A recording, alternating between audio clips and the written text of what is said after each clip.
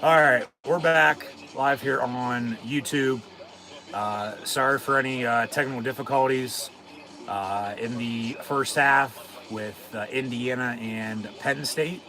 As we said at halftime, with the Hoosiers up on the Nittany Lions 17-7, 30 minutes in. So on my end, I'm going to make sure everything's running smoothly here because it was, but then it wasn't for whatever reason. So give me a minute, just as always. Once again, thank you for tuning in and watching. These are, in fact, my college football Penn State live play watch long reactions live here on YouTube with myself, your host, Encyclopedia Sports, Quinn Luke 96. Be sure to like, follow, and subscribe on social media. Links in the description below. Thumbs up button, share, chat questions and comments, super chat, super stickers, super likes, super thanks. Always get appreciated as well. As this video is powered by Rogue Energy, HopeKThrifts, and Dead Hungry. Go check them out. Hit the hype button if available on your YouTube screen, along with scanning the QR code or clicking the first top link in the description below if you haven't done so already. So, yeah, we had a little buffer disconnect, reconnect earlier. We were still fully connected though, and then I noticed just a little bit ago as we were going into halftime that for whatever reason I was,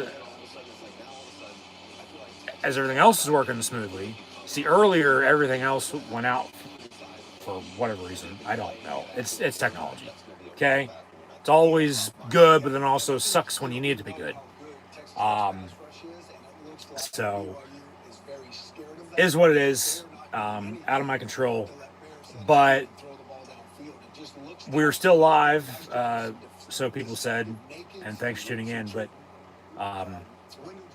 from then until just a minute ago, yeah, what I need to see of being connected or not connected, it was not connected. I don't know why it went out, but it did, and it did this earlier this year, the UCLA game, and so I had ended that first half stream then, and then picked it up, afterwards. So we're doing the same thing here again today. And so, like I said, timing just works out perfect. We're at halftime with Indiana and Penn State, so we're gonna get everything situated here. It seems fine. It seems like we're running smoothly. So I'll do obviously what I got to do real quick. Because I used to be able to do most all this before we'd go live, but then YouTube changed some stuff around. And so now I got to do it the way I do it. So, yeah. Let me work through this real quick. Yeah, we're good. Penn State not so much, down 10 at halftime. But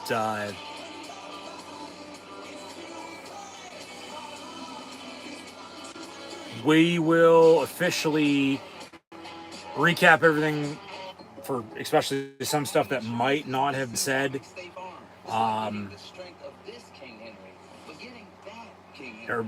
Well, it was said, it might have just not picked it up because it was saying it was out, it was not connected. So, no, yeah, I don't know what the deal is. It's always something, man. If it ain't one thing, it's another. So, but yeah, like I said, timing-wise, it just worked out perfect because we literally just went to halftime. Indiana 19-0 at half. When they are 19-0, when they lead at halftime under Kirk Cignetti, excuse me. Yeah, we're running, we're smooth. What the hell? I don't know why they did it, because that one was really fucking good too. But oh well, what can you do? So that's where I needed to be. So is that, and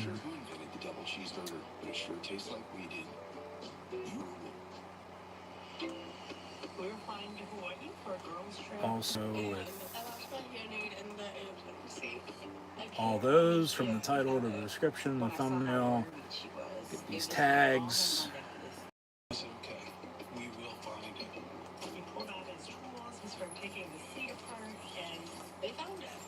You really saved the trip.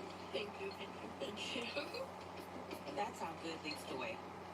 At Fairfield, every moment of a perfect game day shapes your fandom. Whether it's stepping out with your crew, grabbing the fuel you need to support your team, or getting that flawless assist from There we go on that. Yep. Be ready. Wherever the season takes you, Marriott Bonvoy has a hotel brand for every kind of fan. Official hotel partner of the NCAA.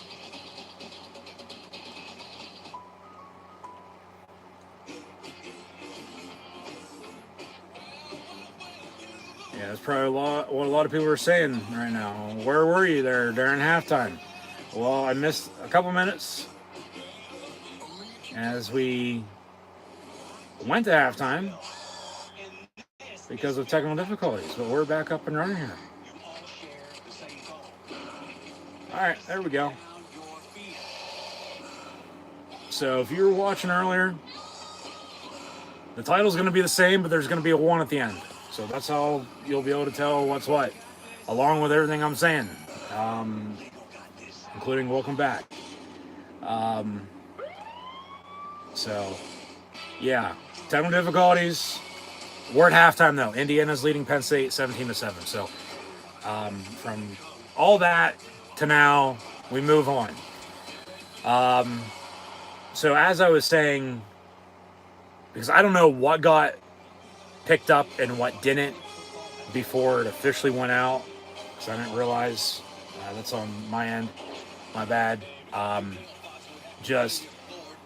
State had their chances before halftime. They got the ball back down 3, 10-7 with 2.5 to play, 2-minute warning and all 3 timeouts, and they turned the ball over. Indiana scored off the fumble, went up 17-7. And then Penn State, poor clock management going into halftime. But like I said, what makes you think they're going to, score with no time and no timeouts when they didn't even score with time and timeouts before they turn it over? And then Indiana, they said, under Kirk Cignetti, when they lead at halftime, they're 19-0. So like I was saying, can pencil another loss for Penn State probably. Be 6 straight losses here today, if so, for the first time since 2003 and 2004, respectively. You got to keep fighting, but just backs up against the wall. Yeah, they don't have anything to lose, but they also do it to themselves, and they're getting beat. So Penn State will get the ball back to begin the second half. Okay. We'll update some stats. And then we'll get back more into full from everything I said in the first half. In the first part of this now 2-parter live stream today. So do that then. But Mendoza at halftime here for IU.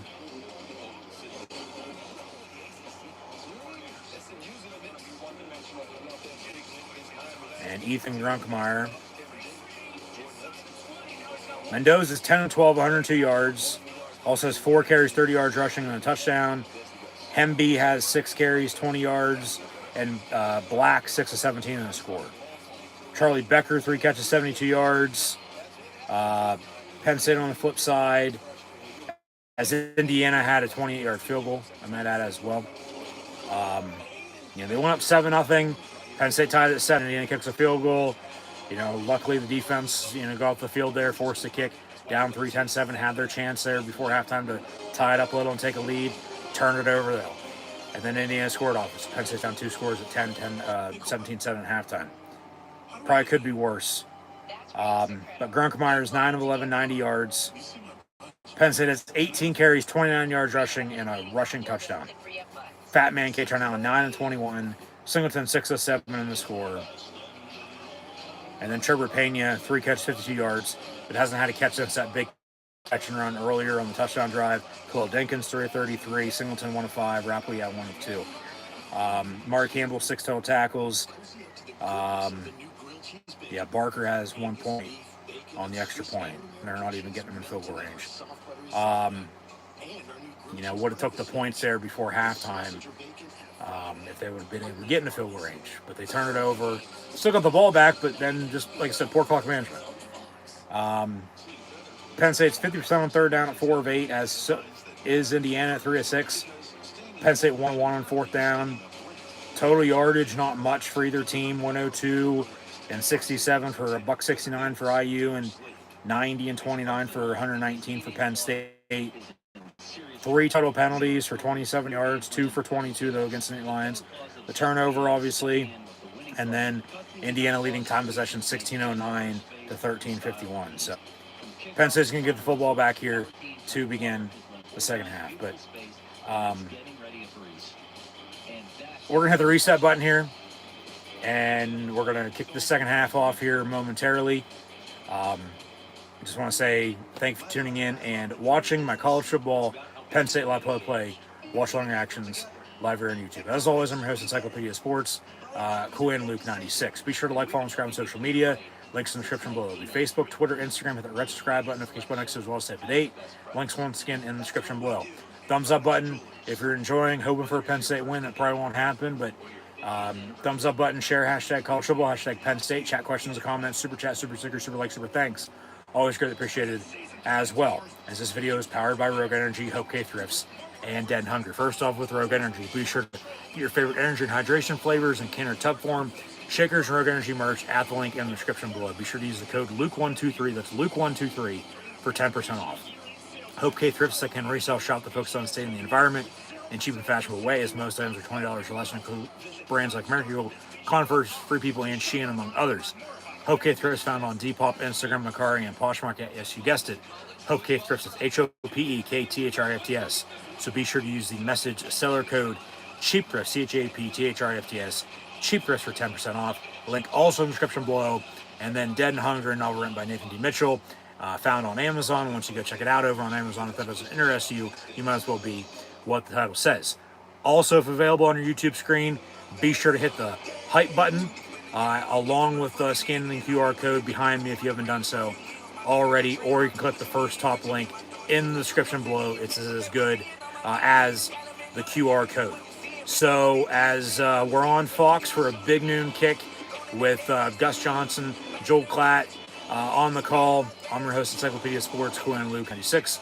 Once again, we're at halftime with Indiana leading 3-5 Penn State Lions 17-7. Penn State will receive the second half kickoff. As we're about to start the third quarter, as the teams have made their way back on the field from the locker room, as Penn State once again looking for their first win in 2 months, in their first home game in a month, and their first home game since they fired James Franklin. As yes, Penn State did fight in the first half, just like they did last week, from having Ohio State, now Indiana, on the road. But now there's still a second half of football to be played. So Indiana up 10 at halftime. They were a 14.5 point favorite coming into today's game, with the over-under right around 50, as mentioned earlier. It's a helmet stripe out for Penn State, basically a whiteout with the whole entire crowd, whole entire stadium in white, minus 2 sections on the east and west sideline, as they'll be in blue to dawn and make it look like what the Penn State football helmet looks like. As Indiana is still searching for their first win at Penn State. Penn State leads all-time series 25-2. Both losses, though, were on the road for the Nittany Lions at Memorial Stadium in Bloomington. So, yeah, Penn State in for another fight here today. You know, they had Ohio State right where they wanted them at. Also have Indiana right where they wanted them at as well. Last week was 17-14. Today it's a two-score, 10-point game at half, 17-7. Penn State getting the ball, though, back to begin the third quarter. Unlike last week, because they got the ball to begin the game. And then Ohio State went and, blew them out in the fourth quarter. So Indiana will kick off here. And ball going to roll out of bounds on the kickoff. So free kick out of bounds. And Penn State will get some decent starting field position to begin the second half. And we'll get back into what's happened to this point in a minute. But yeah, Penn State leads the all-time series 25-2 against IU. But yeah, knowing from last week in the first half to knowing how it finished, similar feel once again here today. But what does Penn State have to lose? Nothing. Not a goddamn thing. Go out and shock the world. But Indiana, under Kirk Cignetti, when they lead at halftime, they're 19-0. And they lead by 10 here now at halftime, beginning of the third quarter, as Indiana plus 13 in the turnover margin, scoring off the Penn State fumble, with now 79 points this season off of turnovers. Penn State going to go deep on the first play of the second half. It's incomplete, intended for Devontae Ross. So at least they air it out. At least they chuck it deep, but very well could have been picked off. It's incomplete. It's now 2nd and 10. But Penn State run the football, obviously. Stop Indiana on offense. They're top-ranked offense in the country, 46 points a game, 58% conversion rate on third down. Like I said, now plus 13 in the turnover margin, 79 points off of those turnovers, which is a lot. Penn State going to air it out again. Gronkmeyer pass, picked off. Yeah, there you go. And it'll be IU ball at midfield, 16 seconds into the second half. So second turnover of the game, and Indiana now plus 14 in the turnover margin. Going to look to, hope to score more, and, Penn State going to be probably in a bigger hole here before too long. So what's new? Yeah, but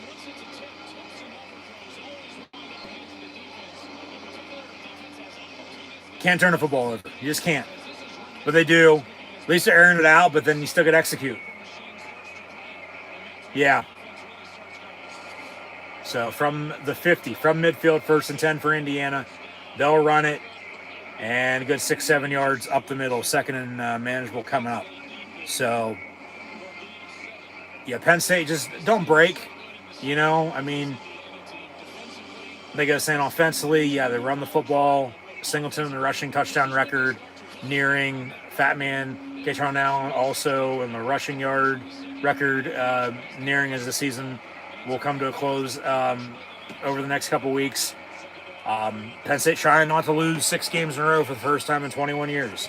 They did it in 2003 and 2004, as they lost 5 in a row, entering today, first time since 2020 that they've done that here in 2025. Yeah, trying not to lose 6 in a row for the first time in over 2 decades.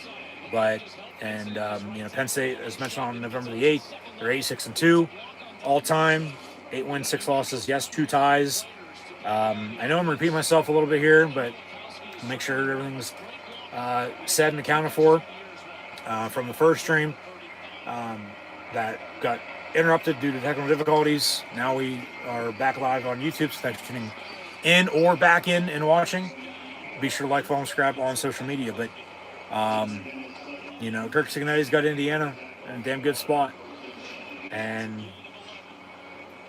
now, especially on the road to the lead, they're going to want to run the football and work clock, and more power to them. Good teams do, what obviously good teams do, and that's put their opponent in their place. So,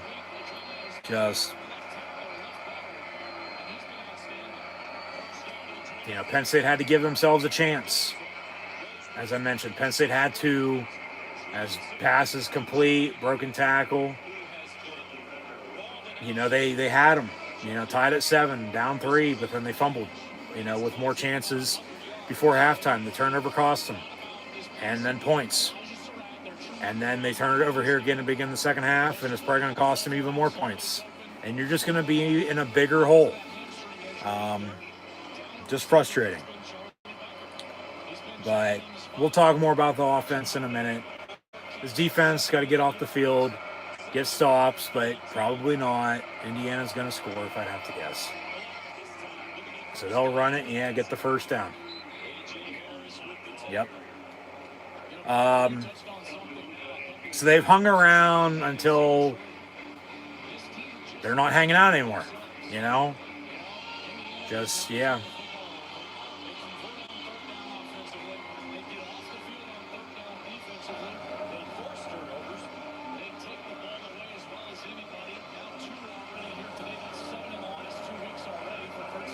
So they zoom in on Cignetti on the sideline. 3rd and a half a yard. 3rd and inches.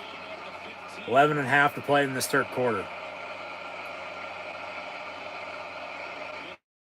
And a handoff, and they'll get the first down. Yeah. Actually, they might mark him short, depending on that spot.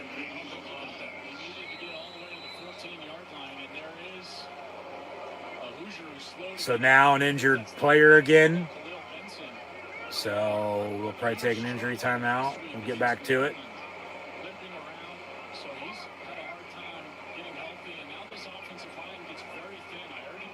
11:15 to go in the 3rd. Yeah, just can't be turning the ball over there.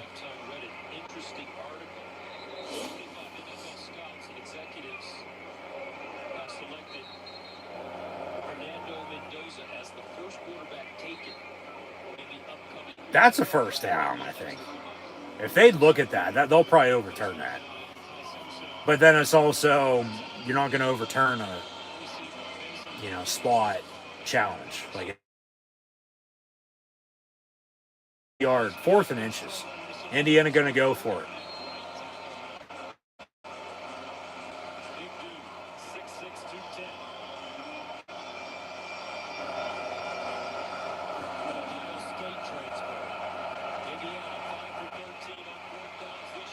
So Indiana in the gun, 4th and a yard. And they'll run it, and I don't know, maybe. That spot, it looks like turnover on downs. But then also that spot, it looks like first down. See what they say. Because then remember, this is off of a turnover.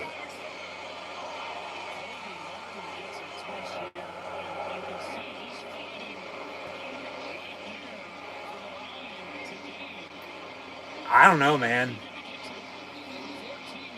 So the Penn State defense is going to stuff them.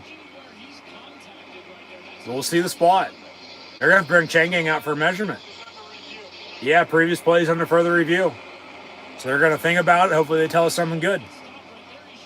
But, Indiana, like I said, with a lead, they're going to run the football and work clock. And they are, but Penn State's defense is making stops. So, they're still giving themselves a chance, no doubt. But we talked about the Penn State running back. Singleton does have a touchdown today. Need 5 to become the all-time rushing touchdown leader. Now he only needs 4. Fat Man, 368 yards to become the all-time Penn State leading rusher in rushing yards. 92 in average over these next 4 games. So we'll see if it happens. But they're looking at the previous play. Calling the field's a first down. Of course it is. It's upheld first down. So because they said first down, it's first down. And Indiana maintains possession. If they would have said short, they probably would have upheld it there too, and it'd still be short.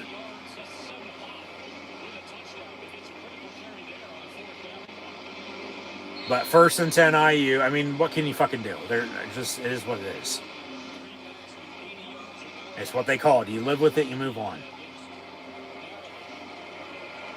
From the 14, 1st and 10.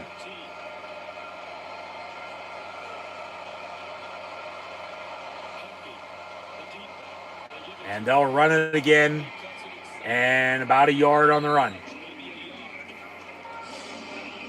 So, they're still hanging around. It's only 10 points at 2 scores, but it's going to be a lot more here if they score off this turnover. And it's already, under 10 to go in the 3rd. So as this game progresses, time ain't going to be on Penn State's side.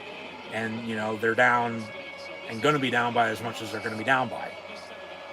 It's just ain't rocket science to know that and figure it out. 2nd and 9 from the 13. Indiana Mendoza looking to throw. Pass incomplete, out of bounds. No penalty. But I saw a flag or the ref threw his hat or something. I guess say uncatchable. So 3rd and 9. But, I mean, that'd be about it. So here in a minute, we'll recap everything that's happened to this point. And then, you know, we'll see what the score is at that rate, too. And then go from there. But, yeah, just frustrating. Very frustrating, man. From the 13.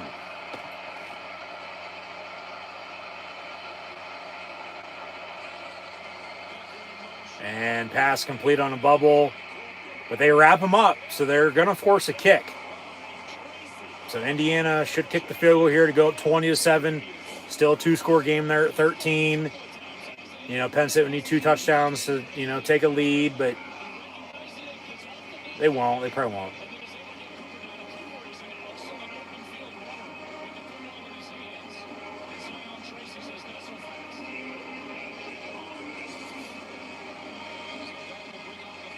So Indiana into the south end zone once again into the student section from the left hash now from 31 yards. Snap, hold, kick, all good. So Indiana leads Penn State now 20-7. 8:41 to go in the 3rd quarter. So, all right, we'll really hit the reset button now and recap this game, as I've already said my spiel, and thanks for tuning in and all that. So, once again, thanks for tuning in and watching. Be sure to like, follow, subscribe, social media. Links in the description below. But,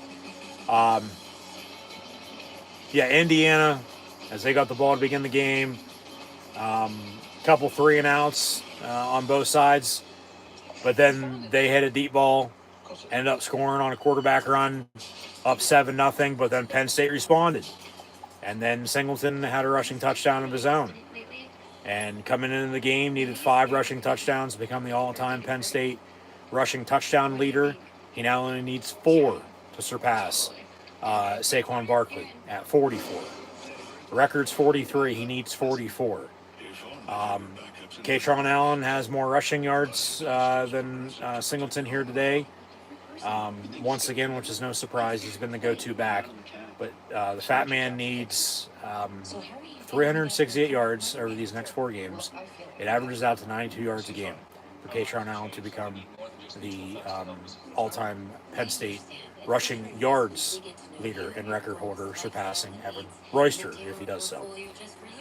So we'll see what happens once again. But Penn State tied it at 7. It's like, all right, you got momentum. You got to maintain it. You got the, spark. Let's build a fire. And from there, the defense kept getting stops. But then there's a defensive penalty, gave up a couple more first downs. They did force a field goal, though, rather than giving up a touchdown. Because if they gave up a touchdown, it'd be a hell of a lot worse than it is right now. So Indiana kicked that, 28-yard field goal at that time. They go up 10-7. Penn State, as the first half, it flew by for the most part. Penn State had an opportunity, had their chances, down 3, with 2.5 minutes to play in the first half, the 2-minute warning, which is a timeout, and 3 timeouts in their pocket, to go do something. Go score. Go kick a field goal and tie it at 10. Go score a touchdown and take a lead. Go into the halftime. And then Penn State was getting the ball back to begin the second half, as we knew. Well, guess what? None of that happened because they turned the ball over on a fumble. Indiana had recovered, had a short field, had a minute and a timeout to work with to looking to score points. They did. They scored another touchdown, added it onto their lead. It was a 2-score, 10-point game at halftime, 17-7. So as I said then, Penn State with poor clock management as well, because they still got the ball back to begin or to finish the first half after Indiana scored. They still had a chance with, time and timeouts. But like I said, what makes you think they're going to do anything with that whenever they didn't do anything with time and timeouts, for God's sakes? So, poor clock management after they fumbled. Poor clock management because they fumbled. And gave Indiana time to do something, and they scored. So you're down 17-7, and then as I was saying then, and I don't know what got picked up and what didn't, and because it cut out, and I ended that first live stream. We picked it up. We're continuing it on here in the second half with this live stream of the same game. Title is still the same. It just has a 1 at the end for any confusion on what's what. So thanks for tuning in and watching. Once again, be sure to subscribe on social media. Links in the description below. But Indiana, when they lead at halftime, perfect timing though with the technical difficulties, buffer disconnect, reconnect with it not being connected. Like I said, it did it a little bit in the first half, but we were still live. It did it again and it fully went out. And then I'm like, all right, let's end this, pick it back up, we'll move on. That's what I did. Here we are, we move on. Enough of that. But Penn State, as we updated some stats, we'll continue to update some stats. We'll see what's going on in college football here as well. Before we get into next week, which we'll talk about that later. But that, Penn State was getting the ball back to begin the second half. They did. 2 passes, they threw an interception 16 seconds in, and then Indiana went on a, good 6-minute field goal drive and took up only about, half the field because they got the ball at the 50 to begin that drive and then just, kept it simple. Balance, consistency, work the sticks, got a couple first downs, work some clock. So I said Indiana on the road, especially with a lead, any team, you're going to want to run the football and work clock in that situation. They did just that. And then Penn State, the defense did get off the field. They forced another kick. So, they forced 2 field goals. Those 2 field goals for 6 points could be 14 points. Penn State could be down 28-7 right now and not 20-7. So they're lucky to only be down 13 compared to 21. Because that's 3 scores, not 2 scores. So, they're still in this game, but they're not. They still, have chances here. They still got to give themselves more chances to, find a way to win this game. That ain't going to happen. Just, what can you do? Like I said, it's just frustrating as all hell.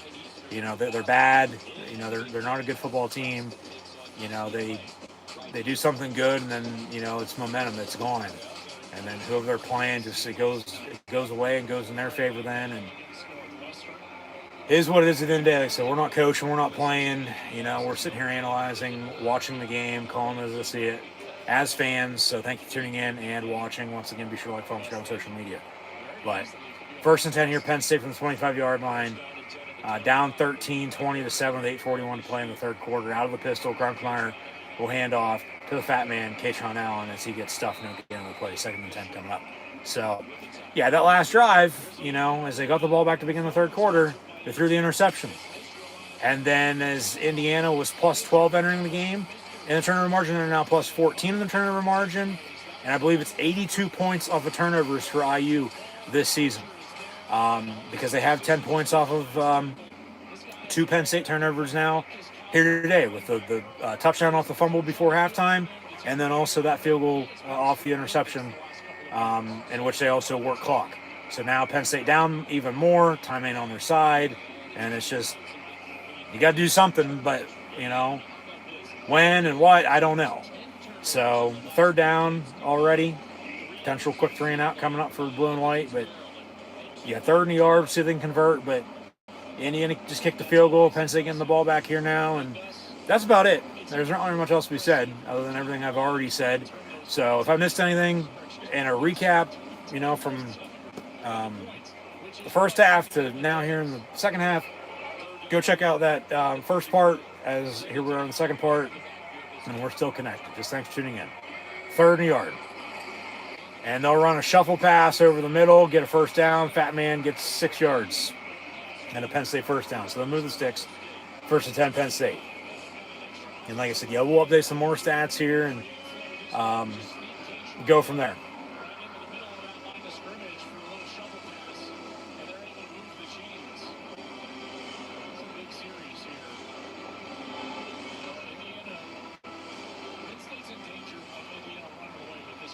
Yeah, exactly. 1st and 10 from the 39.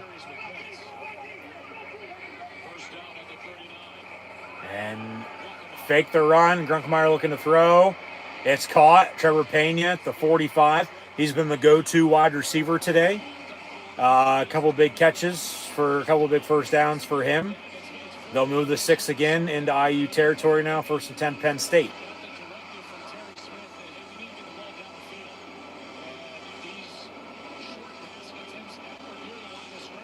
Just aren't working. And then you're one-dimensional in the run game. Exactly. From the 40, 1st and 10.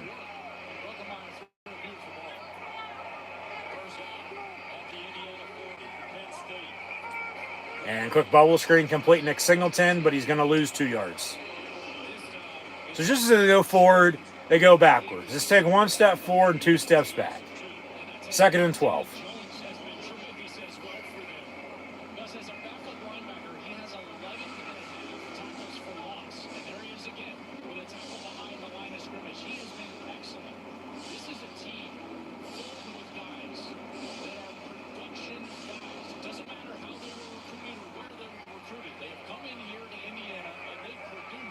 So 2nd and 12 from the 42. Grunkemeyer down the middle and caught at the 20. And he get a number. It's number 3, Kobe Howard. True freshman from Florida. 1st and 10, Penn State.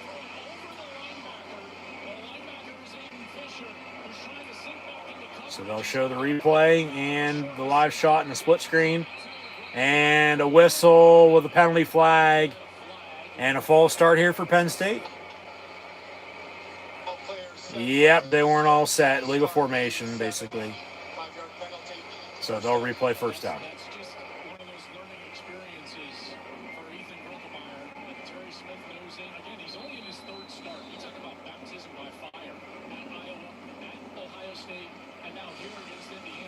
Yep.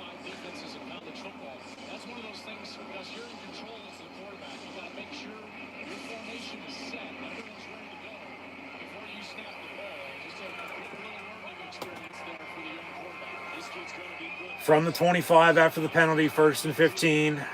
Play clock winding down. Quick pass. Complete. Howard again to the 20. So they get the penalty yardage back, but it's now 2nd and 10.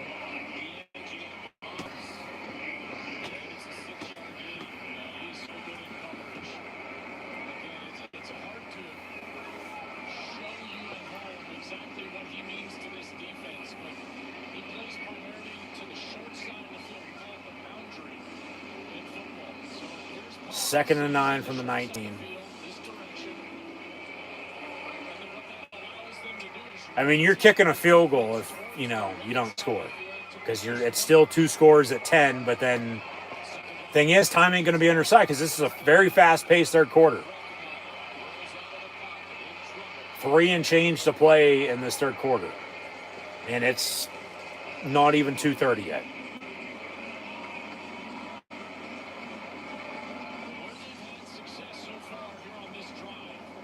So 3rd and 9.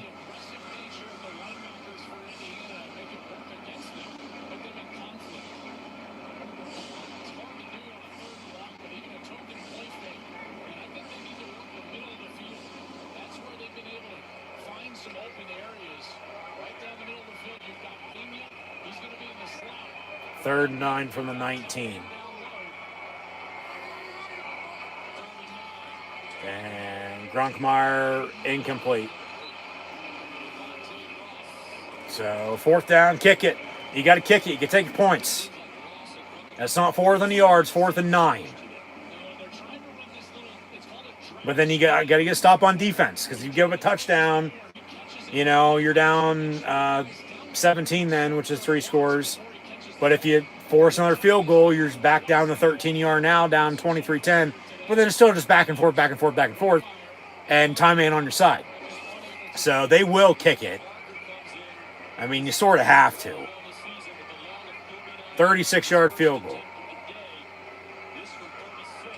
Kick is good. So 20-10 with 3:36 to play in the third. You're still giving yourself a chance. So Blue Band will play the fight song. We are Penn State. But now defensively, you got to get a stop. and give up nothing. And like I said, you give up a touchdown, you're down 17. It's 3 scores. Give another field goal, you're back to right where you just were.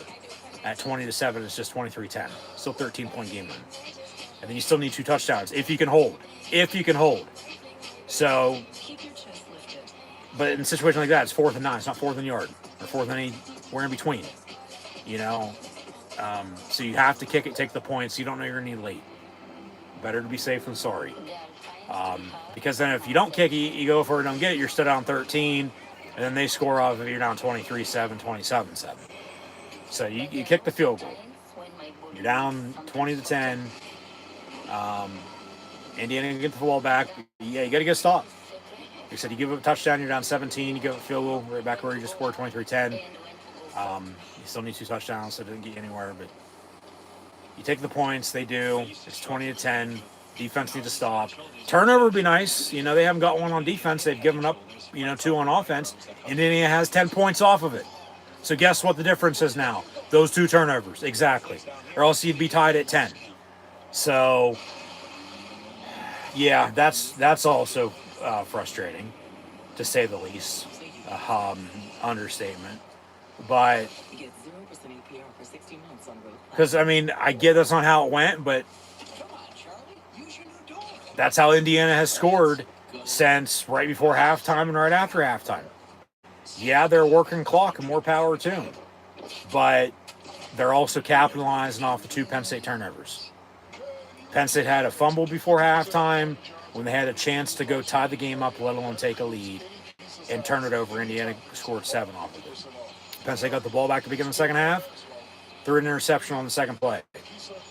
Indiana kicked the field goal. That's 10 points. Indiana leads by 10. Okay? That's just basic math. Okay? Like, last I checked, that is the difference in this game. So, defense needs a stop. If they can get it, okay, we'll see what happens. The offense is going to have to do something then. Time ain't going to be on their side, though, as we near the 4th quarter.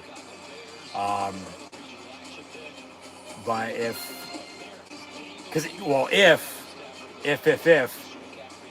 they give up a field goal, give up a touchdown, especially a touchdown, game's probably over. Crowd will really fall out after that.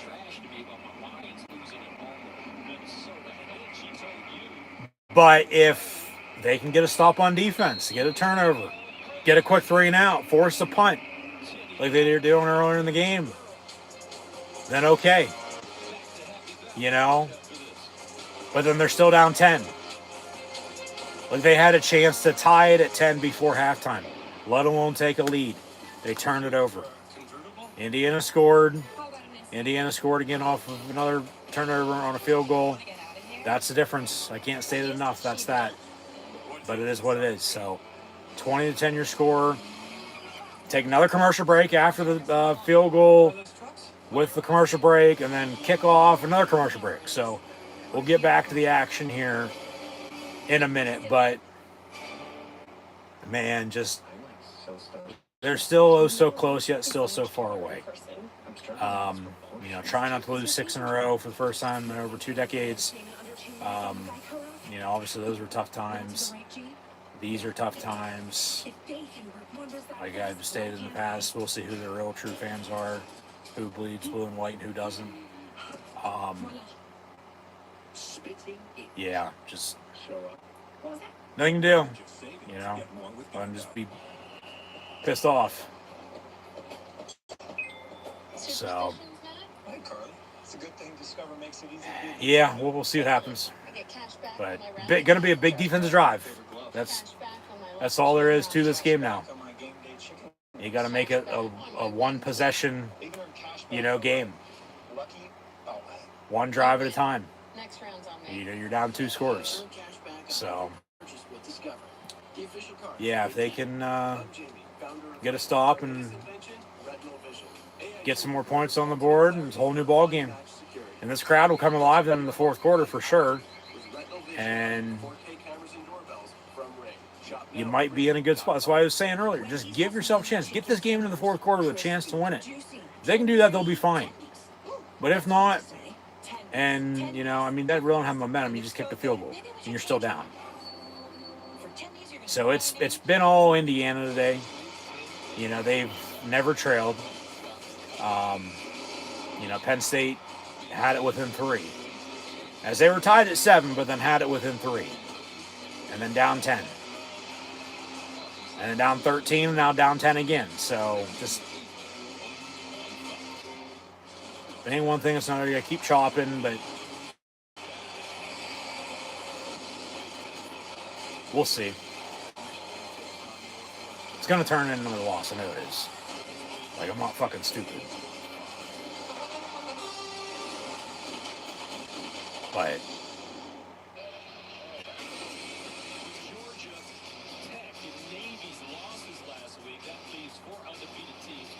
we'll see. I can't just say that enough because I don't know. That's right. I just don't.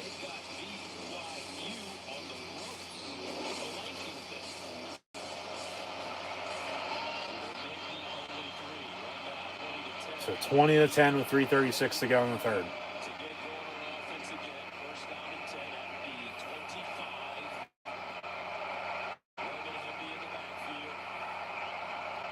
First and 10 from the 25. Penn State might have jumped off sides. And he avoids the sack again. And then he throws it away, out of bounds, incomplete. I mean, what a, play to keep it alive, keep it going, and then just throw it away rather than take the sack. Because then you live to play another down, and it's 2nd and 10. You don't lose any yardage. Like, yeah, Mendoza's showing off. He can be a franchise quarterback.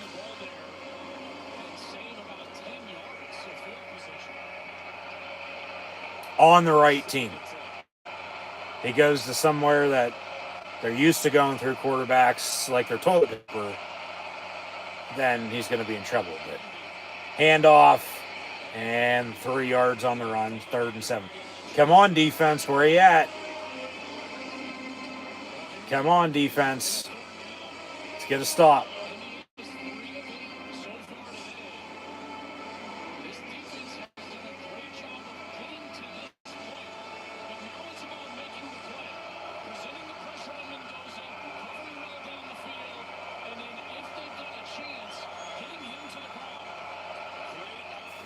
Third and 7 from the 27.5.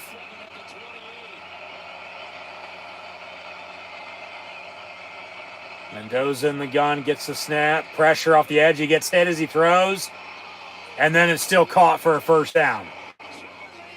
Jesus Christ. I mean, should have been picked, but he's able to go up and get it.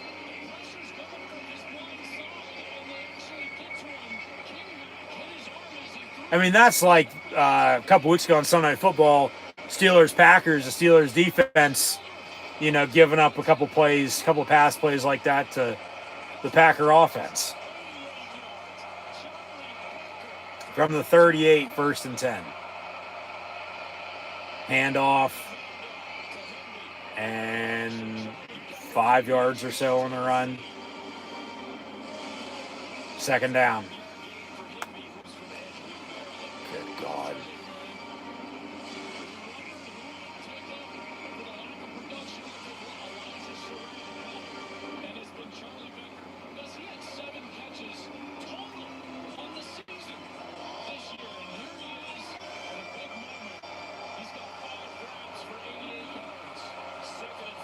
Second and 5 with a minute and a half to play in the third quarter. Indiana will run it again, and they'll get another first down, and more power to them. They're on the road. They have a lead. They're running the ball and working clock.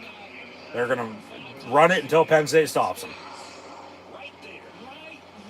One of those series in the first half, they had 3 different third downs. There was a penalty on one. Mendoza down to the ground twice on that last set of downs. Mendoza looks like he's hit the rights, and he's able to get the ball away. So 1st and 10 here for IU.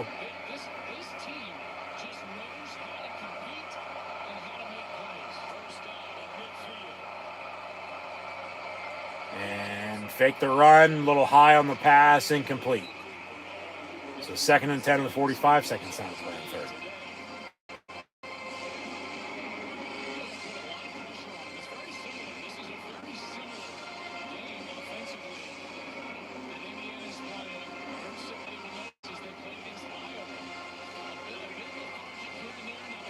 Yeah, Indiana went to Iowa. They went to Oregon.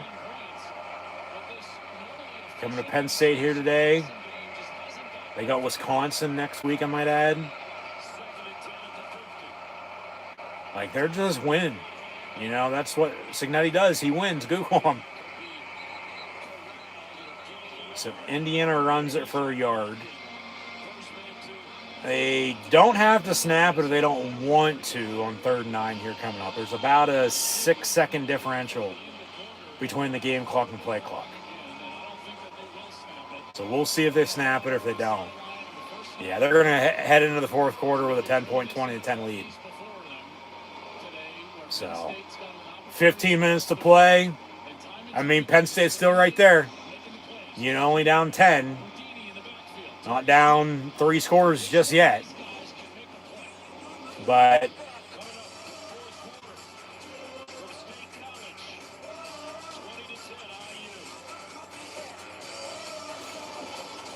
defense got to get a stop, man. Defense got to get a stop. So at the end of the 3rd quarter, Indiana leads Penn State 20-10. Update some stats here. But yeah, just if they can get stops, they're in it. If they don't, ball game. Nothing else to be said. So 20-10 at the end of the 3rd. Fernando Mendoza, 13 of 18, 118 yards. Has 30 yards rushing on 4 carries and a touchdown. Roman Hemby, 12 carries, 55 yards rushing. Most all that in the second half here. Kalen Black, 10 of 28 and a rushing touchdown as well. Charlie Becker has 5 catches, 88 yards. Penn State on the flip side. Ethan Grunkmeyer, 15 of 21, 151 yards passing and an interception. Katron Allen, 10 of 21 rushing. Singleton, 6 of 7. Grunkmeyer, nothing. Pena, 4 catches, 73 yards. Dinkins, 3 of 33. Howard, 2 of 28. Hudson, 1 of 9. Fat Man, 2 of 3. Singleton, 2 of 3. Rapley has a catch for 2 yards. Ryan Barker's field goal was good from 36 yards. So, I mean, it's 20-10. Indiana with 2 touchdowns. Penn State with a touchdown and a field goal. But the difference in this game is 10 points off of the 2 Penn State turnovers.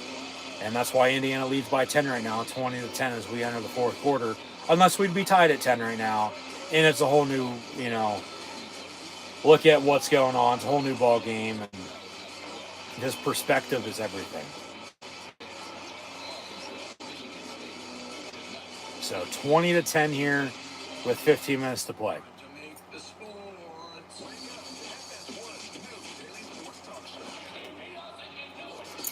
What you doing, buddy?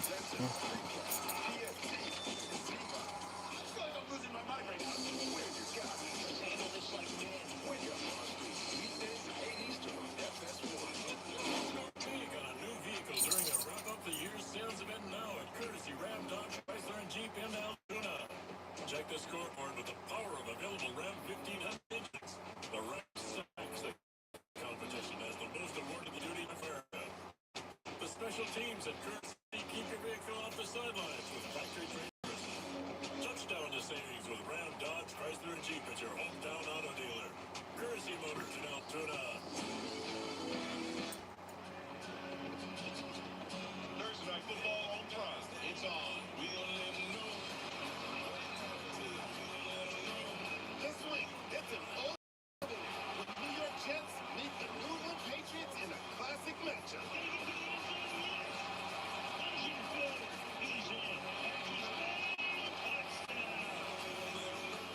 Stream Thursday Night Football. Jets, Patriots at 7 p.m. Eastern, only on Prime. Thank you for over 40 years of trust. During those years, we've helped thousands of people just like you, our neighbors. We're here for you. We're here for our community. We're here for our region. The people that we want the most are the people who never hire an attorney. That's what the insurance company wants. When you do call us, you'll know that you have a firm with over 40 years of experience. And remember, there's never a fee unless we get money for you. Our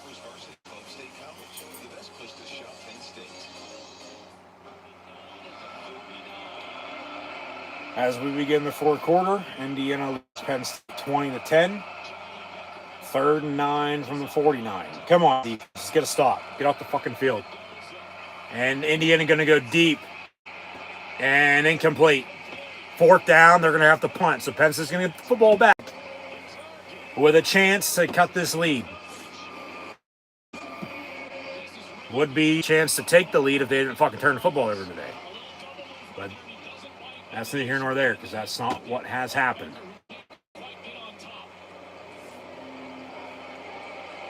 Good cover by Davian Collins, number 2.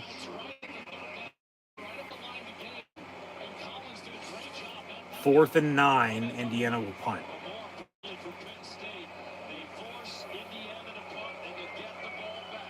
Yep. And now play clock winding down as some substitutions. Delay game on Indiana. They'll replay 4th down. So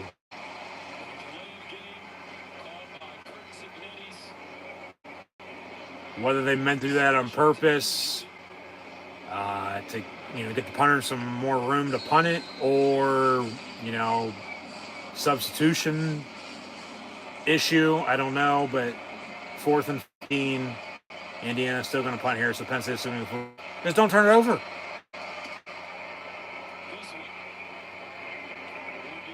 Fair caught by Penn State at the 15-yard line. So Penn State down 10 with 14:49 to go. Well, 1st and 10 from the 15. When we come back, once again, they're going to take another goddamn commercial break. So, the action here in a minute, but I guess in the meantime, now's a good time to see what's going on in college football here today. So far this week, we had some action on Tuesday and Wednesday. Akron beat UMass 44-10. Ohio beat Miami, Ohio 24-20. Ball State over Kent State 17-13, and Toledo blew out Northern Illinois 42-3. Thursday night football in the NFL was the Broncos beating the Raiders 10-7, but Georgia Southern beat App State by a safety 25-23. And South Florida put up 55 at home against UTSA 5-23. Last night, some Friday Night Lights, Houston won at UCF by a field goal 30-27. Tulane with a 38-32 win at Memphis. And USC in the Big Ten, 38-17 win at home in LA at the Coliseum against Northwestern 30-17. Obviously, it's 20-10 here. Indiana, Penn State Baldo, 14:49 to go, and the Lions have a 1st and 15 when we come back. Turnovers, 2 turnovers for 10 points is first in this game, or else we'd be tied at 10 right now. Everything else that's happened. That's the difference in this game. Georgia's up 38-14 at Mississippi State. Texas Tech is shutting out BYU 19-0 in the 4th quarter. SMU 31-6 at What's Up Trevor and Bill O'Brien's Boston College Golden Eagles. West Virginia with a 22-19 lead in Morgantown against visiting Colorado Buffaloes. James Madison up 28-20 at Marshall. Arkansas State hosting Southern Miss, but they're down 20-7. Army's up against Temple 14-13. Ohio State 24-3 at Purdue. Ole Miss is blowing up the Citadel 35-0. Liberty 10-0 at home against Missouri State. 14-10 Bowling Green and Eastern Michigan. UAB and Rice tied at 7. And Maryland and Rutgers just kicked off. Terps leading the Scarlet Knights 7-0. And then we'll preview still what's to come if we get around to it later on tonight and next week, as Penn State will be at Penn State next Saturday at 3:30. Game on either CBS or the Big Ten Network. They haven't decided yet. But 1st and 10 in the meantime here for Penn State from the 15, down 10. Grunkmeyer looking to throw down the middle. It's high, but it's caught by Trevor Pena at the 35-yard line for a pickup of 20. 1st and 10 Penn State. He's been the go-to wide receiver today. I think he might have even got over 100 yards on that reception, too.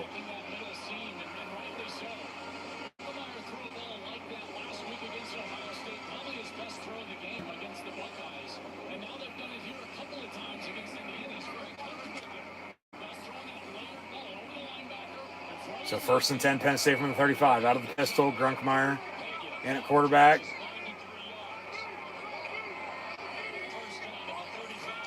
High snap out of the pistol, but he gets it down, hands off to Nick Singleton. And they get to the 38, 39-yard line. So 2nd and 6-ish coming up.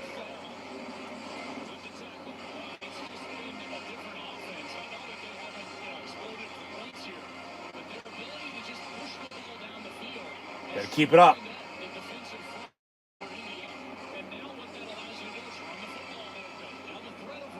Yep. Just got to be balanced. Got to be consistent. You know, when you're one-dimensional, you're in trouble. 2nd and 6 from the 39. Hudson in motion. Handoff again. Singleton going to break it. Out past midfield. And he's going to be down at the 1. There's a spark. Biggest play of the game for Penn State so far. They've been waiting. We are Penn State. Did he get in? No, he's going to be down to like 3, maybe the 2. Maybe even the 1. We'll see where they spot it. And he's down to the 3. You know, 1st and goal. Punch it in. Let's go. Give it to him again. They break a run. Yeah, out past midfield. 40, 30, 20, 10. And then down to the 2 inside the 5. And they'll toss Singleton. And he's going to cut and be stuffed. No gain. 2nd and goal. Come on. You got to punch it in. I mean, I'm still kicking a field goal here. That's why he kicked the field goal on that last drive. Remember. Flag on the play. But I'm kicking the field goal if you're not scoring a touchdown here. Because then you're only down 7. With 12 and a half to play. Still not 2 scores. Indiana actually was offside on that play. So that play didn't matter. It's still 1st and goal. The ref helps him out on a block. But that's probably Singleton's best run of the season thus far. That's old school Nick Singleton right there. 1st and goal, Penn State from the 1. Come on, boys. Hand off to him again, no game. Come on. You got to punch this in. You got to score. So I'm pushing and shoving, but 2nd and goal. Run it again. Run it again. Or maybe run a bootleg. Run a play action. Just don't turn it over.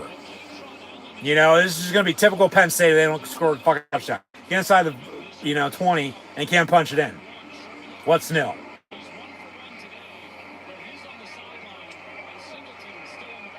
2nd and goal from the 1. Come on, boys. Vega Young, Big Oos in motion, good block. And Singleton punches in, touchdown Penn State. His 2nd of the afternoon. He now only needs 3 in the remaining 3 games and 11:36 seconds to play here today to become the all-time Penn State rushing touchdown leader and record holder. And they are fighting on state. We are trying to snap a 5-game skid. Down 4, extra point to come with 11:36 to go. And this defense is going to need another stop. Extra points good. 20-17.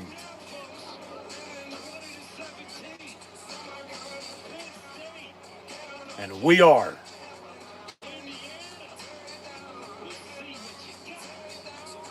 Indiana's going to fucking run the football and work clock. And then if they score a touchdown, go back up 2 scores, you know, probably all she wrote, and then the difference is still going to be those 2 turnovers. You know, but then you can force another kick, which you have already twice. You know, like you're only going to be down 6 then, and then a touchdown could win it. So...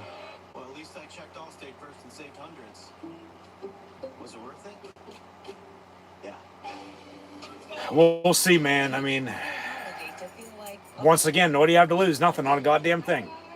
Go out and shock the world. Go prove everybody wrong. You know, show them Penn State still has it, and they still got it. Which, I mean, they have. You know, during this very frustrating, disappointing season. 5 losses in a row.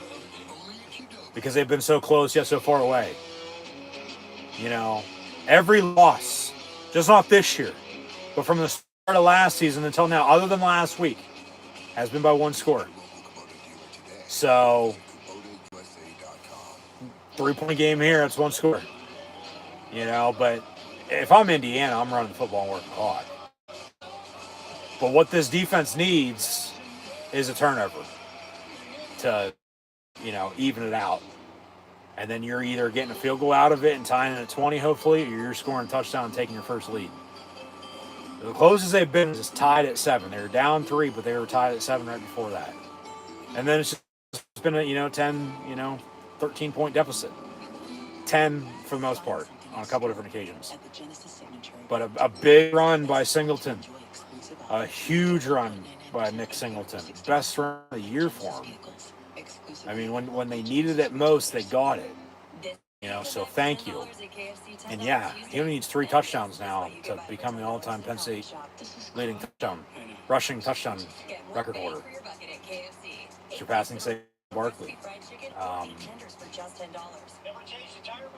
We'll see what happens. He might get it. You know, Fat Man Kaytron Allen, he might not get the, rushing yards record. I don't know how the season's going to unfold.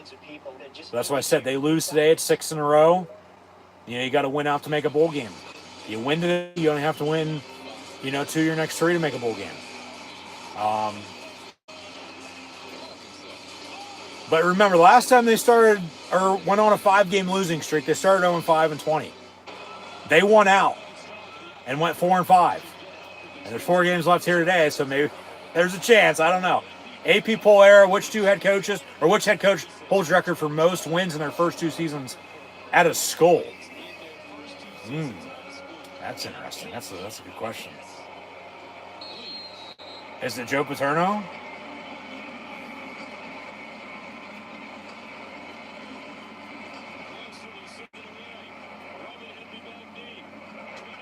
Probably not. It's probably... I'm trying to think. Is it Kurt Cignetti? Is he the answer? Is he making history?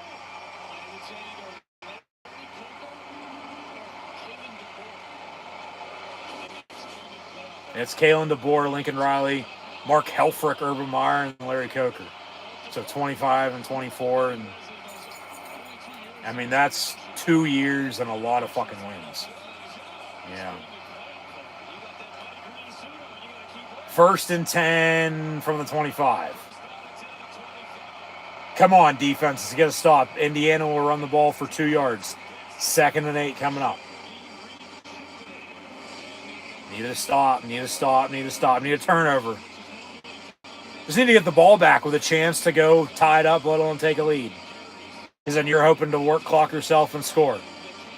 And then I don't know if it sort of turns into a tale of 2 halves, but because Indiana is still in control of this game with a lead. But this Penn State defense can really make a point right now. Come on, boys. From the 27, 2nd and 8, Indiana. Pass high, picked off. King Mac. Penn State ball, 1st and 10 with 10:47 to go. And we are Penn State. Yeah, you can cue Zombie Nation and do. Indiana turns it over. So the defense gets the stop they needed. They get the turnover. And now you score off of it. You got to make them pay. And we are Penn State.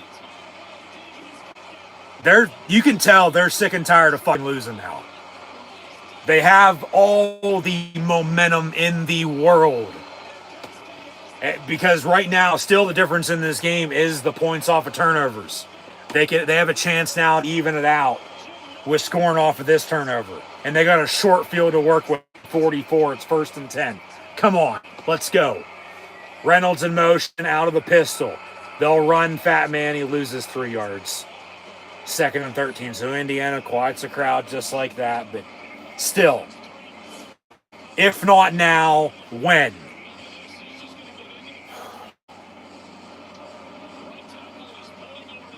And let's go State. Come on. You got to score off this. All you need is a field goal to tie. But you'd love a touchdown because then the pressure's on them to score to win it. Because a field goal for them wouldn't cut it. 2nd and 2. Grunkmeyer going to step up. It's caught at the 39. Dinkins. It'll be 3rd and 5, 3rd and 6. You got to convert, get a first down. Because the thing is, 3rd and 5. Because if you kick a field goal, they have a chance to just run the ball, work clock, go kick a field goal and win it. So if you can score a touchdown on this drive off of their turnover, take a lead for the first time today. Field goal ain't going to cut it for them. They would need a touchdown to win it. 3rd and 5 from the 39. Handoff, Fat Man. And he's going to get a Penn State first down. They'll move the sticks again. Let's go.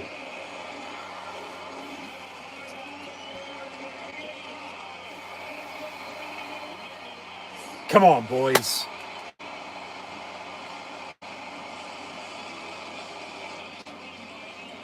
They've had a couple chances over the past month to save the season and haven't been able to. They've lost 5 in a row. They haven't won in 2 fucking months. You can tell, like I said, they're sick and tired of fucking losing because I know damn well all us fans are sick and tired of seeing them lose. But 1st and 10 from the 34. Meyer looking to throw. It's complete Rapwee on a crosser. He gets 9 yards. All right, 2nd and a yard coming up. Let's go. Work the sticks. Work this clock. Go score a fucking touchdown.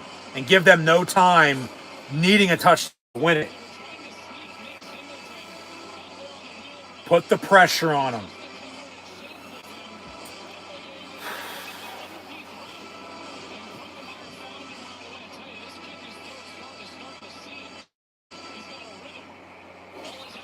Second and 1. 8 minutes to play. And they'll run it. Fat Man gets to the 21. Work that play clock. Do not snap it until you have to. Drain the clock. Drain it. They had poor clock management going into halftime. You can make up for it right now.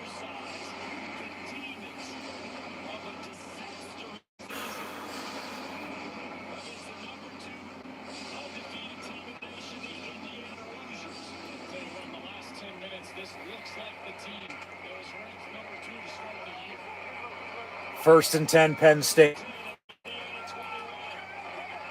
From the 21, they'll toss near side. Cut back, Fat Man for 7 yards with 7:11 and counting to play, even though Sheets is better than both them and Wawa. They'll run them again, 2nd and 3. Come on, let's go. They'll go hurry up, run it. Late whistle and a flag, and a false start for Penn State. So now 2nd and 8. God damn it.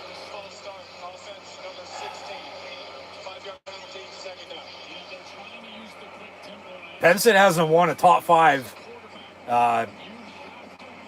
hasn't beaten a top 5 team at home since 2016 when they beat Ohio State, and that was the blocked field goal, return for a touchdown, and 24-21 was your final score, my dad. It's 2017 right now. But, Terry Smith 0-2 as the interim. I mean, if they find a way to win this game, you're going to have to really consider them even more than you are as a head coach. Touchdown, Penn State. Singleton again. It's on a receiving touchdown, though. And Penn State takes their first lead of the game with 6.5 to go, 6:27 to play, 23-20 your score. And Indiana doesn't know what the fuck hit them. Yeah, they run the screen. Fake it until you make it, dump it off. Good block. And he cut back inside the 5, walks in the end zone. Touchdown Penn State. And now you got a lead. But now the defense still is going to have to get a stop. Extra point is good. 24-20. That's a big extra point. So I said and yeah, let's have nothing but a damn good time.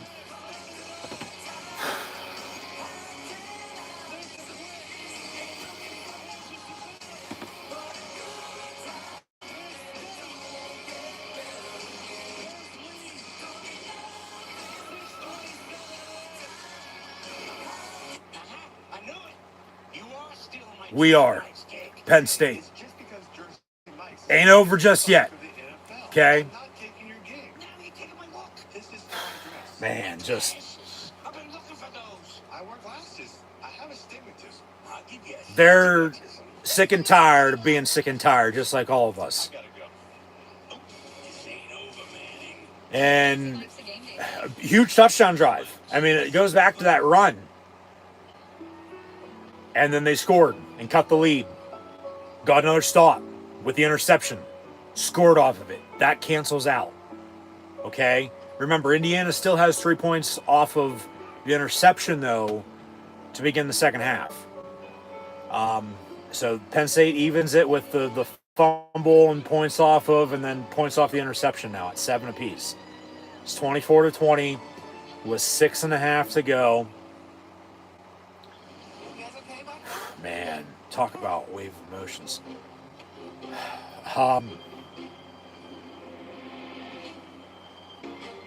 Yeah, they've lost 5 in a row. They haven't won in 2 months. Terry Smith's looking for his first win as the interim head coach. As I was saying, as that play got started, they find a way to win this game. I mean, they're already considering him, for the full-time role, but, you're definitely going to have to consider him more if they do win this game, let alone say they win out and not on the table, but, you into a good position to make a bowl game, and you build off of it. Yeah.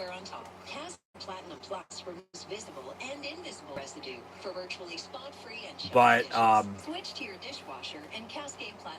it's still probably going to go to somebody else anyway. But like I've said in the past, it's like whoever does get hired, they need to keep Terry Smith, just like Bill O'Brien kept, Larry Johnson and Ron Vanderlyn, and then Franklin brought in his staff and went through all the assistant coaches he's gone through. That's neither here nor there though right now. But Singleton with a hat trick here today. 3 touchdowns, 2 on the ground, 1 receiving. Man. But that was a big drive with scoring a touchdown. Because if they would have kicked the field goal, it's tied at 20. Indiana can win it with a field goal or a touchdown if they'd work clock. And so Penn State, they go score a touchdown, go up 24-20. Indiana now needs a touchdown to win it. Field goal ain't going to cut it. So, yeah, they're showing off the pass. I mean, what a sequence of, 2 drives, 3 drives. From Penn State's rushing touchdown of Nick Singleton, his second of the day, to the interception on defense, to Grunkmeyer's passing touchdown, to Singleton, and it's been time to put up or shut up. They've been trying to save the season. And he also might surpass Saquon Barkley for most career touchdowns all time. He's only 2 behind the tie and 3 surpassing. We'll get into the numbers later on.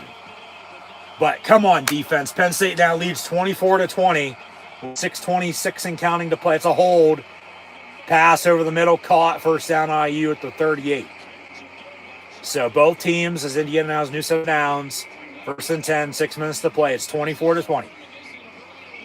Both teams still have all 3 timeouts and a 2-minute warning. But this defense needs another stop. Needs to get a stop with doesn't have the game with the season. I know I've said that a couple times this year, but it's from those games to this game. They got to get a stop from the 38, 1st and 10.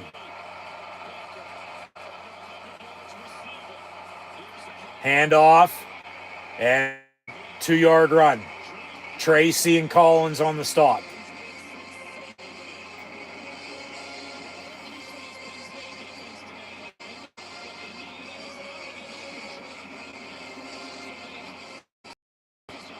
Come on, defense.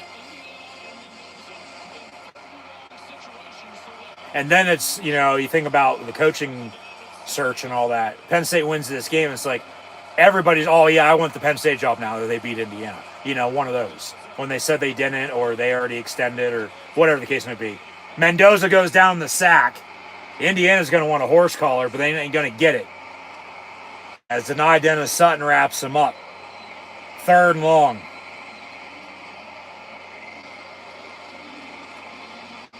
Come on, defense. 4:50 and counting to play. Indiana's got a 3rd and 11, and Penn State needs another stop. They're up by 4, 24-20, and the waving of the shirts as everybody's shirtless in the student section has made its way from Oklahoma State. The rest of the country now Penn State here today. From 37, come on, defense.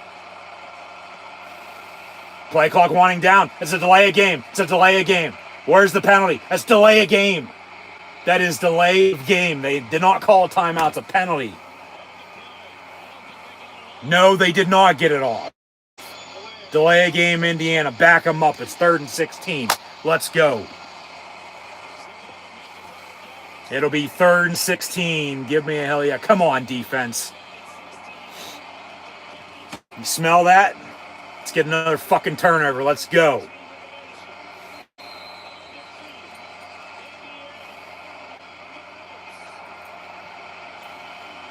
And Signetti, he's pissed. He is jacked. 4:09 to play. 3rd and 16 for IU from the 32. Come on, D. And Mendoza's pass, incomplete. 4th down with 4 minutes to play. Indiana's going to have to punt. So Penn State's going to get the ball back. Both teams still have all 3 timeouts, 2-minute warning, but there's no way Indiana goes for this. No way in hell. They have to punt. Come on, boys. Finish the job.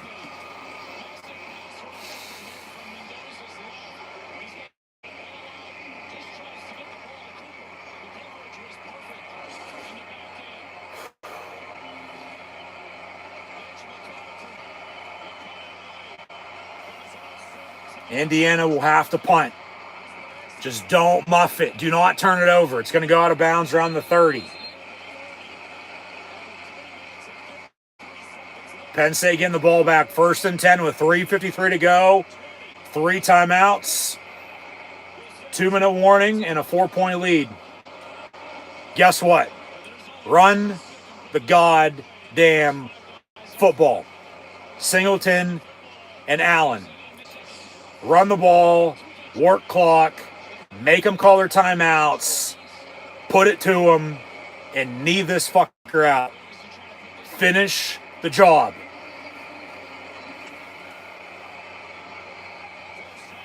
From the 27, 1st and 10 Penn State. Do not turn it over. Run the ball. 7 yards up the middle for the fat man, Katron Allen. Work this clock. Don't snap until you have to. And run it again.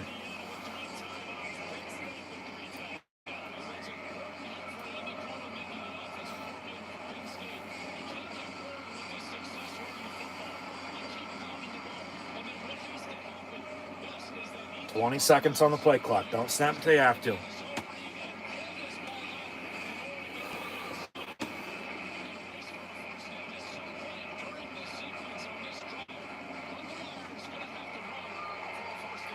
2nd and 3. Running again. Vegayon, Big Oos in motion. Gonna block. And then they cut it back and ran it the fucking way. Indiana called timeout, 3:01. Yep, they're first. They'll have 2 left with a 2-minute warning. So they still have 3. And Penn State 3rd and 2 coming up? Huge play coming up, 3rd and short. I mean, if they can convert, get first down, new set of downs, keep working this clock, keep running the ball, make them call timeouts. Like I said, you got to get to the point of, can you knee it out? You know, just, man. Can they put it away? Can they finish the job?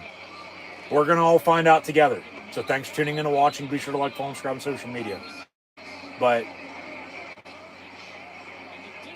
yeah, they've been fighting.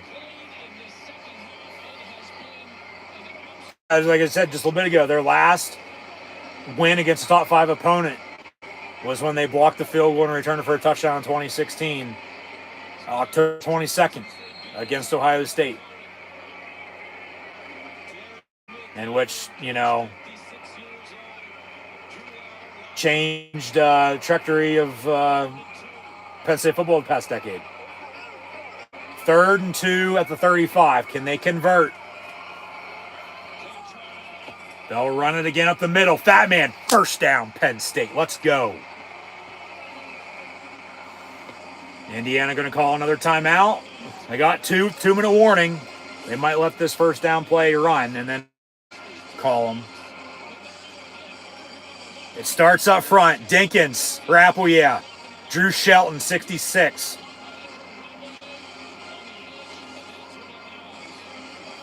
Can they finish the job? Can they close it out? We've all been saying, everybody's been saying, they're done for. They've lost 5 in a row. But they've been proving us wrong in the second half. They'll run it again. No gain on the play, 2nd and 10.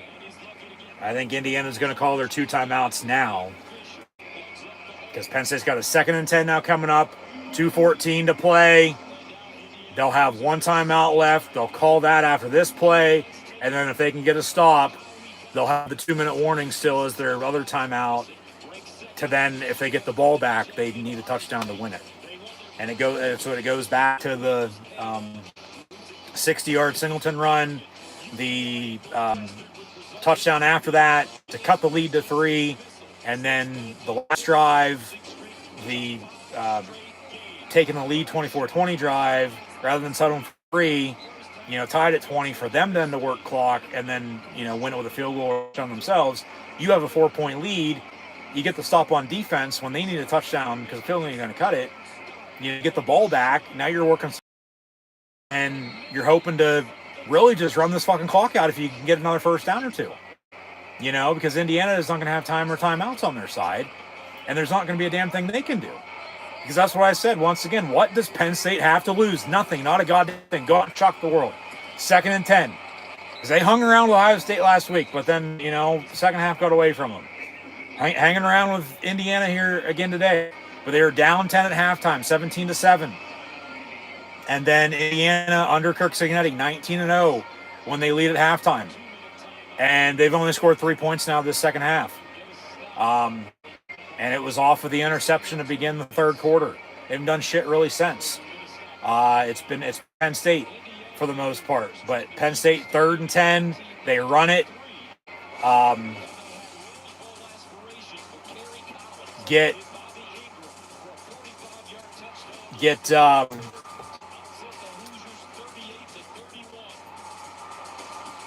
Those are some old highlights right there. Holy shit. Let's bring those scoreboards back. Anyways, and those end zones, which we had a month ago, but they went back to the block, white lettering. But 3rd and 10 here with 2:09 to go. Indiana has no timeouts. They'll have the 2-minute warning. You could throw it. You could have a dagger here. They'll motion for 2 linemen, Rucci and Ione, and 2 tight ends. And they'll fake the run. They're going to throw it. It's complete. Stay in bounds. So, all right, they get 3 yards. It'll be 4th and 7 at the 2-minute warning. And Indiana's going to get the ball back because Penn State's going to have to punt. And Indiana's going to need a touchdown to win it with no timeouts on the road, down 4. So the Penn State defense is going to need another stop. You punt the ball, you pin them deep, you make them drive, and you rely on the defense. And Terry Smith knows that. At least hope to God I think he knows that. At least he'd be, smart enough to do so. And not run a fucking fake punt right now. Because you're field position wise, you go for it, you don't get it. This ain't fucking Madden, NCAA college football, the video game. It'd just be stupid. For that then. Because in the Indians have a short field. You punt this ball, you pin them deep, you make them drive. If they drive and score a touchdown and beat you that way, then okay. So be it, then more power and congrats to them. But you believe in your defense. And it goes back to the 60-yard Singleton run, that touchdown drive, the interception by King Mack, who was at Penn State, transferred to Alabama, transferred back, been really playing with the season. And, they obviously off that turnover, took the lead, and just forced the punt, got the ball back. The next best thing they could have done on that last drive there, other than scoring, going up 7, with a field goal, scoring a touchdown and go up 2 scores, 11 to really put it away at 31-20, is do what they did. And that's work clock, get it down to as low as you can. And it's unfortunately the 2-minute warning. Indiana was smart about the clock management. They called the timeouts when they did, made stops and all that. And now you got to go back to your defense and get stops. So it's stopping the run, it's pressure. Yeah. And they show off the highlight of the last time Penn State won just at home, but all time against a top 5 team. And it was Ohio State, October 22nd, 2016. Field goal, returned for a touchdown. 24-21 your final score is 24-20 today. And that was against number 2 team in the country then, Ohio State. Indiana's number 2 today. And they've fought back. Everybody that fucking has left, fuck you. You can tell some students have left. I'm sure some season ticket holders as well. Penn State may be a false start. Yeah, 4th and 12. Obviously, but they're not going to witness the comeback. Even if they're watching on TV, you're there, you had a chance to stay and you left. But it's to the defense. This defense is going to need the biggest stop, just another game of the season.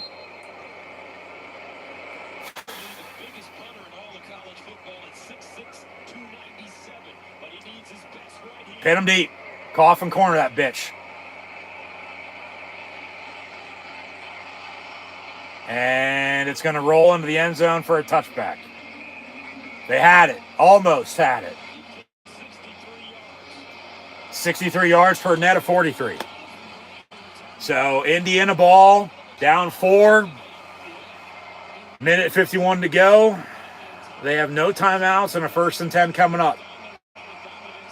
Defense needs to stop. Tackle him in bounds. Wind the clock. Don't call any timeouts. For whatever reason, stop the run, get pressure, get a sack, get a strip sack, force an interception. Just when there's a will, there's a way. Find a way to win this game and close it out. Let's go. We are Penn State. 1st and 10 Indiana from the 20. Mendoza looking to throw. And down he goes on the sack. Zane Durant with Zariah Fisher and Harvey. It'll be 2nd and long. Come on, defense. Let's go. From the 13, 2nd and 17. Indiana going the wrong way. Pass down the middle. It's caught. First down to the 35. That clock. Obviously, it's going to stop here under 2 minutes until they reset it and spot the ball. But they don't have any timeouts. Tackle their ass in bounds. They'll spike it. It'll be 2nd and 10 from the 35. Come on, defense.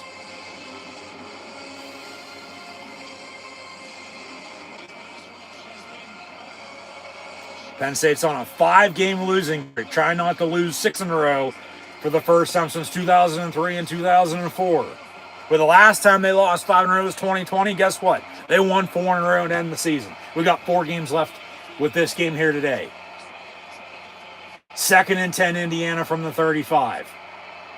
Mendoza's pass complete, pushed out of bounds. So clock going to stop on 1st and 10 with a minute 17, and they're right around midfield now. Come on, defense. Seriously, come on. Don't break now. Do not break.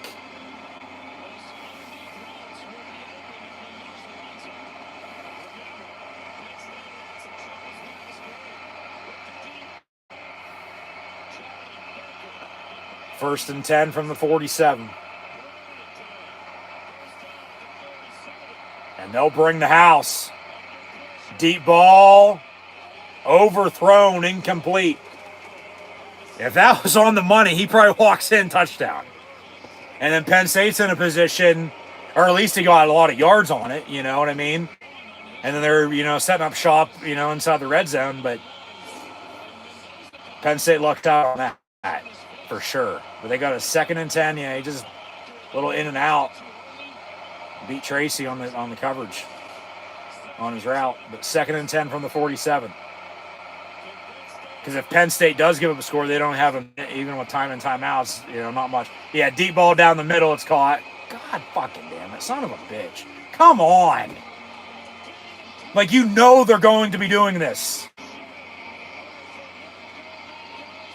But then this is just Fernando Mendoza putting on a clinic. Penn State going to call timeout, sub, refs,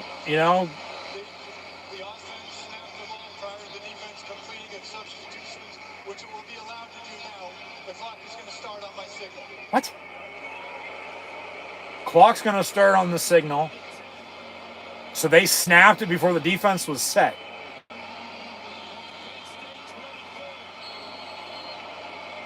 So they'll wind the clock. Fuck it, whatever.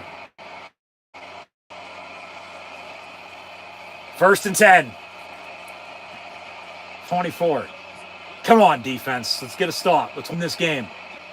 Mendoza pass high, caught inside the 10. Jesus Christ. I don't know. Is he in? Denied Dennis Sutton right a little too late. Foot's down, but he goes down out of bounds. You got to look at that. The game on the line in 48 seconds, they got to look at that. You got to fucking hopefully tell us something good. They got to review that. He clearly caught it. Control and possession. I mean, obviously, I don't think anybody knows what a fucking catch is anymore. But it looked like he had a foot down, but then his ass hit the sideline going down out of bounds. So is it a catch? Is it a first down? Is it going to get upheld in stands? The thing is, it's a catch on the field. They have to find any bit of evidence to overturn it. They're probably not going to have it. It's probably going to be a catch, and it's probably going to be 1st and goal, Indiana. God damn. What's up, buddy? Come on, big dog. Lay down. What are you doing? Need your magic.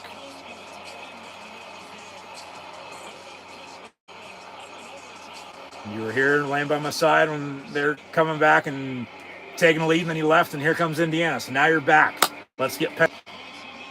Signetti talking with his quarterback. Yeah, Mendoza literally on a couple plays has drove this offense, into scoring position. But remember, they still don't have any timeouts, and they need a touchdown. Field goal ain't going to cut it. 1st and goal, IU. As Penn State actually just called a timeout. Come on, defense. Need a stop. Security's in line in case the crowd rushes the field. Slant, batted down, incomplete, as Penn State brought pressure off the edge. Incomplete, 2nd and goal.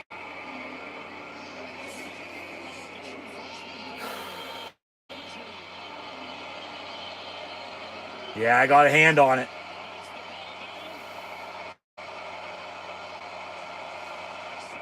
Left pinky and ring finger. Penn State subbing on defense, and Penn State on a timeout. Boy, they blew that dead. No touchdown. No touchdown. They blew that fucker dead. No play. Prior to the pass, timeout, Penn State. They lucked out on that. You think Terry Smith ran down the sideline and had a fucking 3.840. Jesus. Signetti's like, what the fuck? Like, really? They got to know who they're subbing in, who they're not subbing in, and I mean, Indiana's going, hurry up. Like, Penn State's got to be ready on defense. Like, Indiana's catching them off guard.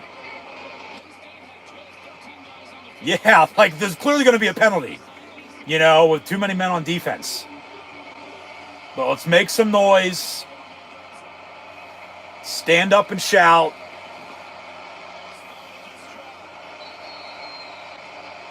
And let's fight on state. We are. Come on, boys. We got to close it out. 2nd and goal. Need a stop. 2nd and goal IU from the 7.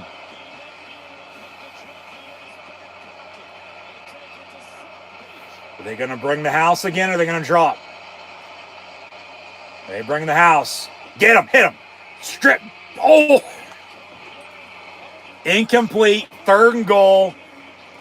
They hit him on a safety blitz.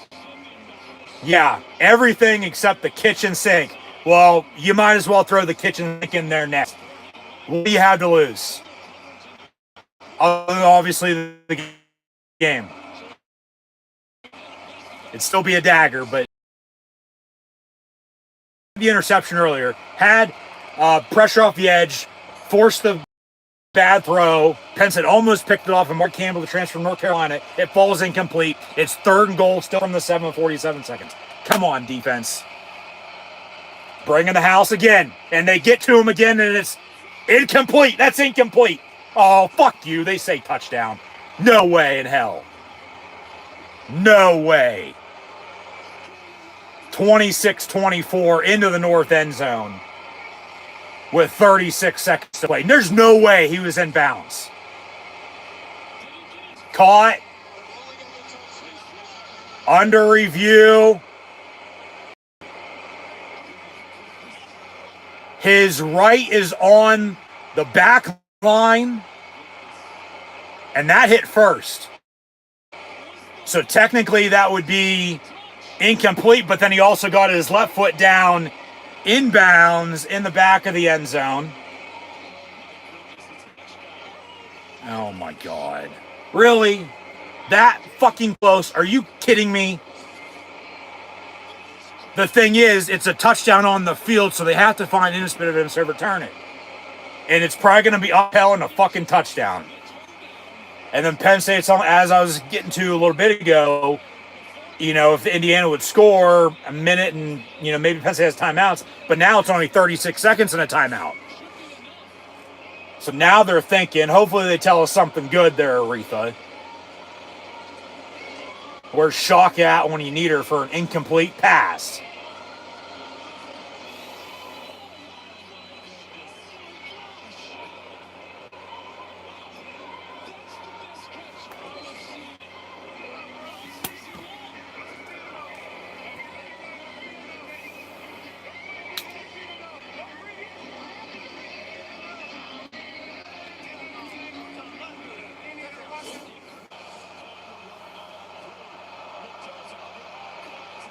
They brought more pressure.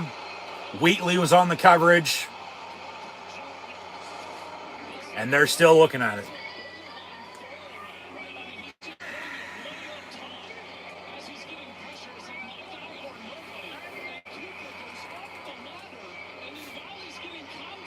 And what? It was 3rd and goal? So if it's incomplete, it's 4th and goal then. Remember, the call on the field's a touchdown.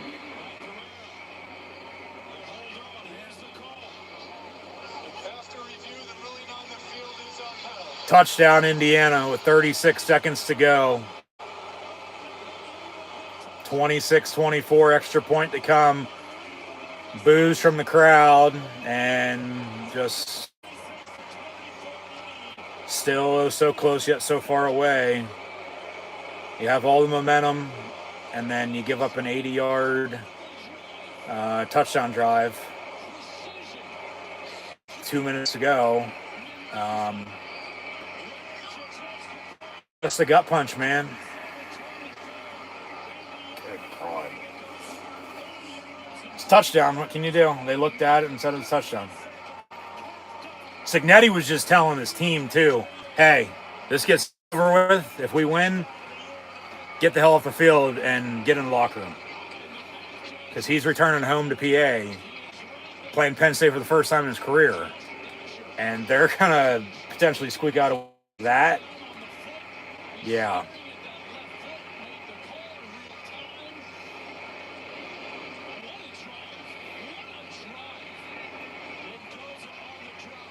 I mean, if Indiana, does hold on to win this, which it seems like they're going to at this rate. Penn State has 36 seconds in a timeout to go kick a field goal to tie to force overtime, let alone a touchdown to win.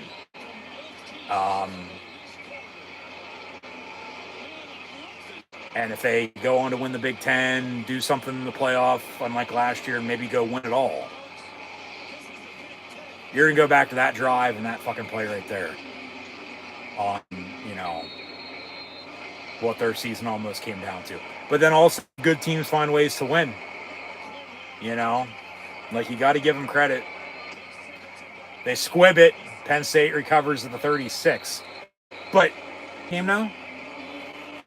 guess what? Indiana has 10 points off of 2 Penn State turnovers. They evened it out with the touchdown ones. Penn State had a fumbled before halftime. Indiana scored, went up 17-7. But then Penn State had scored a touchdown off the Indiana interception a little bit ago. It's that interception to begin the second half for Penn State. Indiana kicked the field goal on. That's why they're down 3. With everything else that's happened, that's where we sit at. Even with that touchdown. Kerr looking to throw. Pass complete. Luke Reynolds get out of bounds. He does. Clock's going to stop at the 41. So, yeah, Penn State has now 29 seconds. 2nd and 5 coming up in a timeout, needing to get in field goal range. And Barker, he can drill him, but it's the thing of, can they get him in field goal range? Can they give him a chance? He had a 50-ish, it was 55, 58 blocked 2 months ago. Everything else in between or inside of that, he's made for the most part. But they haven't really let him kick a lot of field goals this year. Whether they've been in field goal range or not, he just hasn't kicked as many as he has in the past. They still got to give him the chance to get in field goal range. 24 seconds now. He took 5 seconds on that play. It's still 3rd and 5.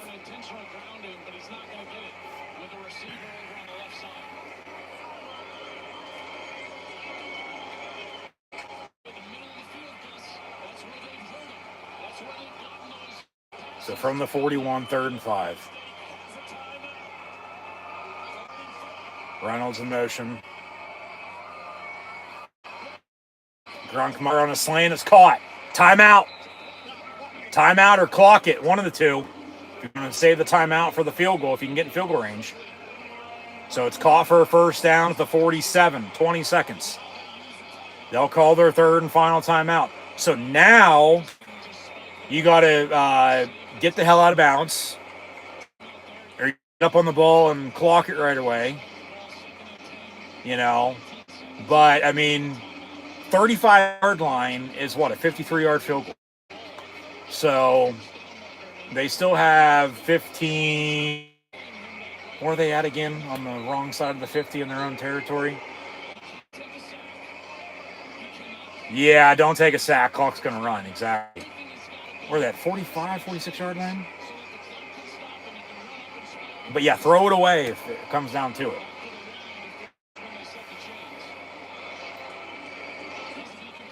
See what Grunk's got. From the 47. Yeah. So they said field goal is the 37-yard line for Barker's range, which would be a 55-yard field goal. Indiana might have jumped off sides. Penn State, as there is a flag on the play, got a free play. It's caught near side at the 30. They say incomplete, intended for Kyron Hunt, but it's still a free play with an offside. But guess what? Clock ran. You know, they're not going to reset the clock. I mean, if they would have just blew it dead right off the bat and he doesn't, yeah, you still get that 5 seconds, but then you ran the play, 5 seconds are gone. It's first and 15 seconds. And you still need to get into field goal range here.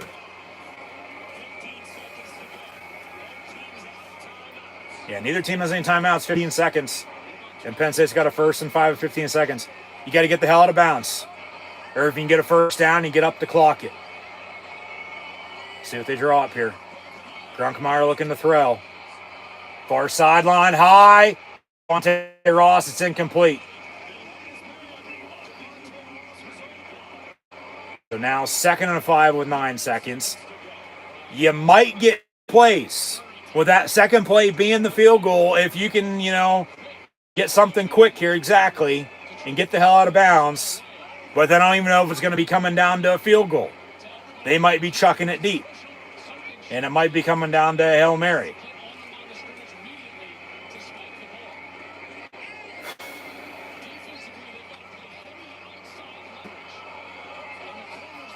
From the Indiana 48, 2nd and 5 here, Penn State. Grunkmeyer going to step up. Avoid a sack, throws it backwards, incomplete, out of bounds. So it's going to be a loss of 3.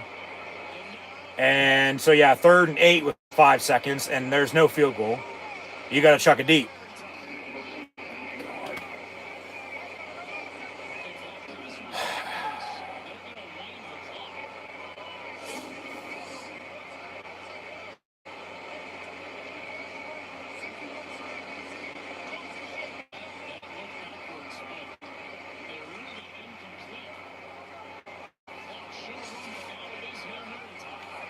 So from midfield, final play of the game, Penn State with a Hail Mary to win it. And it's incomplete, the 5-yard line, intended for Kyron Hudson. Indiana is going to beat Penn State 27-24 to get to 10-0. As Penn State loses 6 games in a row for the first time since 2003 and 2004 here in 2025 with post-game handshakes with Kirk Cignetti and interim Penn State head football coach Terry Smith. As good words between both of them. Congrats to Indiana. Good teams find ways to win. They came back and won it with 30 seconds to go on an 80-yard touchdown drive. Difference in the game still going to come down to points off of turnovers. Everything that happened. As Penn State's now going to have to win out to make a bowl game. As they'll be at Michigan State next week, host Nebraska in 2 weeks for senior, and then go to Rutgers. And that'll be 2 days after Thanksgiving. But Kirk Cignetti interview on the field.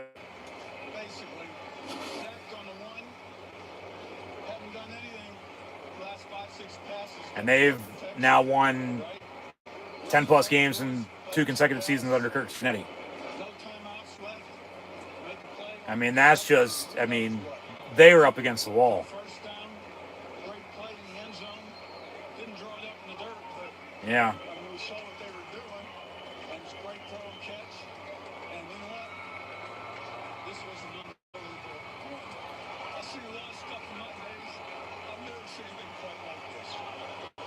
Kirk Cignetti says he's never seen anything quite like this. An unbelievable win for the Indiana Hoosier program.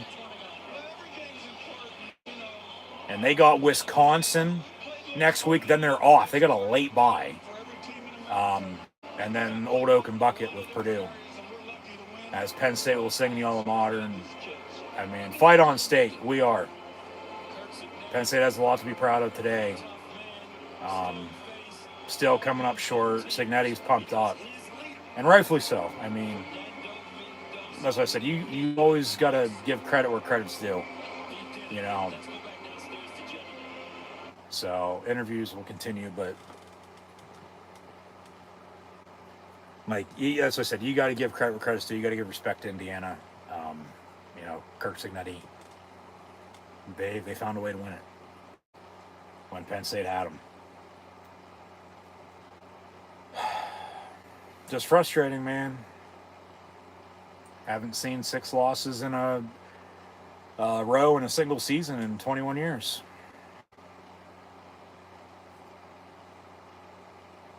Penn State going to fall to what 8-7-2 all time on November the 8th as well.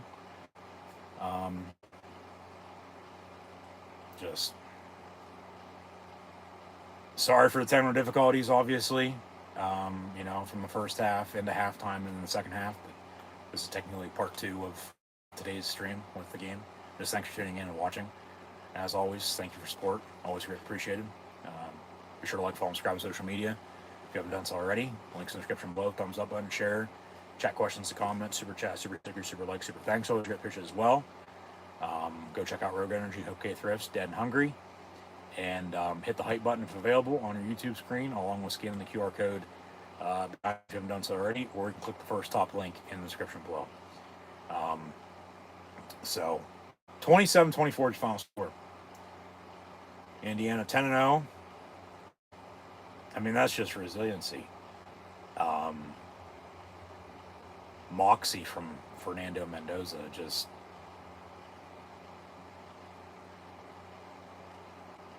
a game-winning touchdown drive on the road in a hostile environment. You know, making a name for himself, picking up a win. You know, for the team in the process. Game of inches, and we saw how close it was. I was talking about earlier the, you know, grounds crew with how good it looked. Obviously, first game in a month, you know, so nobody was on it. But if only they would have fucking painted that back line in the north end zone, you know, a little crooked and had it inward rather than straight or outward, you know, would have been incomplete. But, man, just fucking sucks. I mean, that's just another gut punch. All, you know, just another gut punch. You know, man, just frustrating. Because losing sucks. You know, we've been over this. But then to lose a game like that, even though, yeah, nobody, you know, gave them a chance. If you had Penn State plus the points, congrats. I will say that. Minus 14.5. Over under was what, 50? You know, so under hit on that, for anybody interested. But, you know, yeah, when you lose like that, even in a game that, you know, nobody's giving you a chance, and then, you know, you're right there in the thick of it. As I was saying earlier, just give yourself a chance. Get this game into the fourth quarter with a chance to win. And they did. But then they obviously let them off the hook. You know, and the defense gave up an 80-yard touchdown drive with 30 seconds left. You know, for Indiana to score and retake the lead and win it. As Penn State attempted a Hail Mary and it fell incomplete at the 5-yard line. So shit, they couldn't even get it to the fucking end zone. Let alone there's only one receiver on that Hail Mary route into triple coverage. Like, where the hell is everybody else? Like, you're always supposed to run to one spot on a Hail Mary, you know, and the defense is supposed to bat it down, you know, so it's incomplete and you're going to hope to catch it. And even if you would have caught it, he still would have been short, you know. But then, holy shit, I mean, if he would have somehow walked in and it's touchdown, then, you know, by all means, touchdown Penn State and they win it. But, and then that Indiana's like, what the fuck just happened? But yeah, just, you lose like that when, even in a game you're probably going to lose, you should have won it at a time or two, and then you still lose it like that because you gave up the touchdown, and then Yeah, you gave yourself another chance, but it was the turnovers. Indiana had 10 points off of 2 Penn State turnovers, and they win by 3. So that's the difference in the game, regardless of everything else that happened and whether it was a catch or not. And it was a catch. It didn't look like it in real time, but it was a catch. It was a touchdown. And Indiana went up 2, make it through with the extra point being good. So, yeah, just frustrating. So, because Penn State's now in unfamiliar territory. They haven't lost 6 games in a row in a single season in 21 years. Last time they lost 5 in a row, they won 4 in a row. That was 2020. They were coming off 5 straight losses entering today. Well, they're not going to win 4 in a row down the stretch. Not unless they win out and then, make a bowl game and win the bowl game. That would be losing 6 in a row, but then winning 4 in a row. But yeah, they haven't lost 6 games in a row in a single season in 2+ decades. They did it twice, back-to-back seasons, unfortunately, in 2003 and 2004. Penn State plays at Michigan State next Saturday afternoon. 3:30, game on either CBS or Big Ten Network. They haven't announced it yet. But Penn State hasn't lost 7 games in a row in a single season since 1931. Okay? And then Penn State football, as they'll host Nebraska in 2 weeks' time before they go to Rutgers again to end the season. Penn State football in a single football season, if they were to lose next week at Michigan State and lose 7 in a row for the first time since 1931, Penn State football has never, ever, not once before, lost 8 consecutive games in a single season. Never.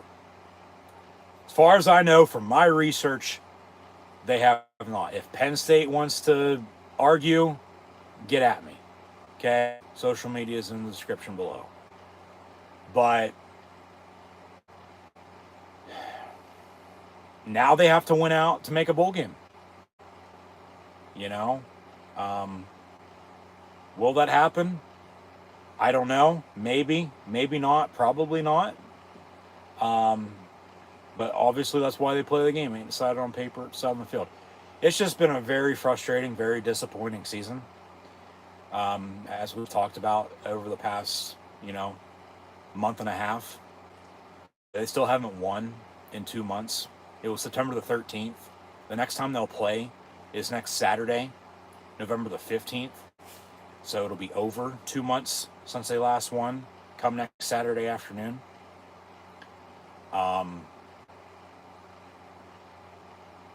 They haven't technically won on the road since late last year. Seriously. That's another factor I'm going to have to talk about and add in. Because it's true. Facts are facts. They haven't won at home. They haven't won in general in 2 months. They haven't won at home since the last time they won. But then during the 6-game losing streak, obviously they haven't won at all. They've lost 6 in a row. Yeah, Penn State football have not won on the road since at Minnesota, right before Thanksgiving last year.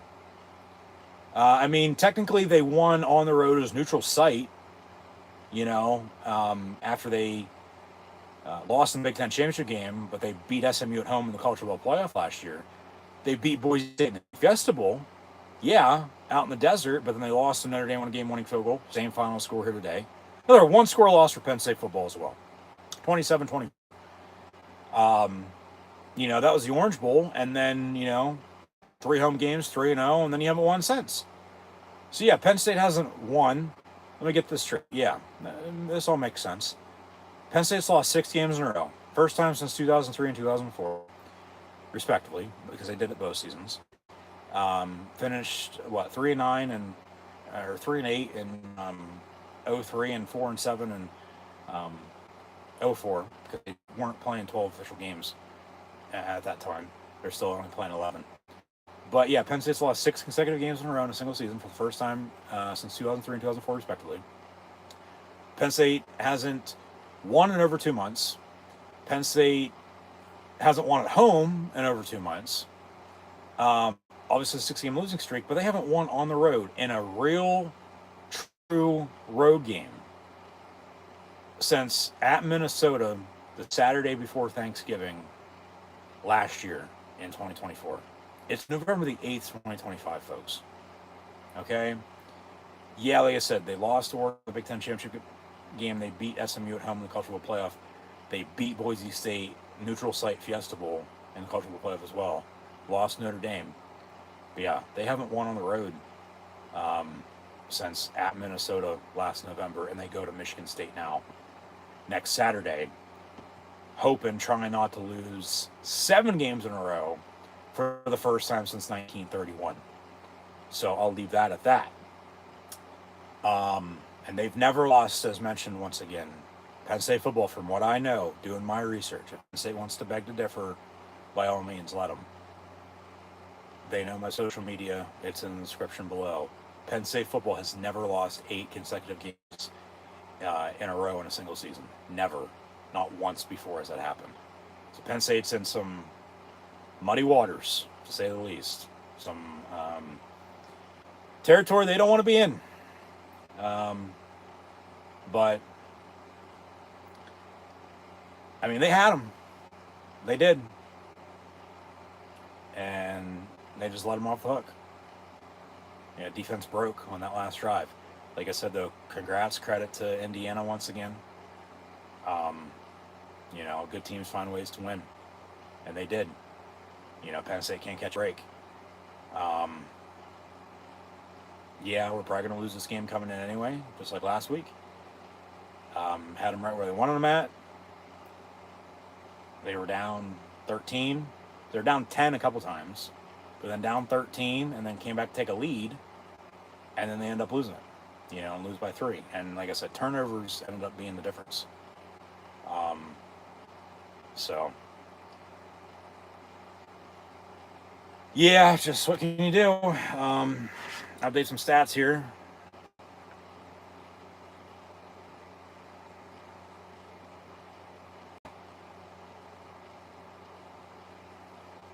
But yeah, next week Wisconsin at Indiana, Penn State's at Michigan State. Next Saturday at this time, 3:30, on either CBS or Big Ten Network. I'll have live play, watch along reactions, live here on YouTube. But thanks for tuning in and watching.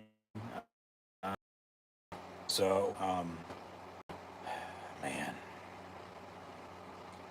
just frustrating. They fought back, you know. That's what I said. Penn State, they got a lot to be, you know, proud of. You know, held high. You got to win out though to make a bowl game at this rate, because if you lose your next 3, you're done for. Unless there's not enough teams that are bowl eligible. You know, that's the only way you're going to be able to make a bowl game if you have, you know, enough. I believe it's strength of schedule record, which obviously they'll probably get short on because it's going to go back to, well, they lost 6 games in a row. You know what I mean? And obviously, all anybody's still talking about, even though football being played, is who's Penn State going to hire as, you know, their next head football coach. At this rate, I don't know. I've said my piece on that in the past. Yeah, some stuff has changed because of, you know, shit that's happened, but, you know, we'll see who they hire. Okay, I don't know. I don't even know if they fucking know right now. You know, or if they do, obviously, clearly they're not saying. You know, but like I've told you who I don't want. You know, and that's still true. So we'll see. But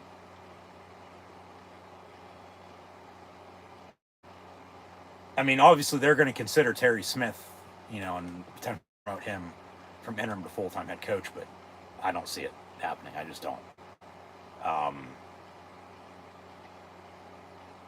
Just there's coaches that are better assistants than they are head coach. Obviously, he's in a damn tough situation, you know, as Penn State was 3-3 when they fired James Franklin a month ago, and now they've lost 3 in a row. But they've lost 6 in a row. And now they're 3-6, needing to win out to make a bowl game. So, yeah, Penn State plus the points and the under hit. Indiana, I might add, wins at Penn State for the first time ever today, even though Penn State still leads the all-time series 20-3. And gets to 10-0 for the second consecutive season under Kurt Signetti. Penn State on November the 8th. Yeah, they're 8-7-2 now. And the last 2 times they played on this date was against Indiana. They're 1-1. But first time Penn State's actually lost on this date, not back in 2003, but the game-winning field goal at Iowa in 2008, 24-23. It's another tough loss, no doubt. But Singleton had 3 total touchdowns, today. 2 rushing, 1 receiving. So now he is 2 from away from tying, 3 from surpassing Saquon Barkley for the most total touchdown in Penn State football history. He needed 5 touchdowns. Singleton does 5 touchdowns away from the Penn State rushing touchdown record. So now he's only 3 touchdowns away. 2 from tying at 43 and 3 from surpassing at 44. And then the fat man Katron Allen entered today, needing 368 yards, over these next 4 games, which is a 92-yard average per game, from breaking the all-time Penn State rushing yards record, which he finished today. Fat man Katron Allen had 48 yards rushing. So we're going to subtract, where's my calculator? There it is. The 368 minus the 48, that game, and then we're going to divide that by the 3 games that are left, and then Katron Allen needs to average 106 yards per game over the next 3 weeks to break the all-time state rushing yards record to become the new leader, surpassing Evan Royster if he does so. So we'll see if that happens. That's probably going to be a tall task to ask for now. But then also records are meant to be broken. Just we said at the start of the season, and I've been saying all season long, because they are both in path of the rushing yards record.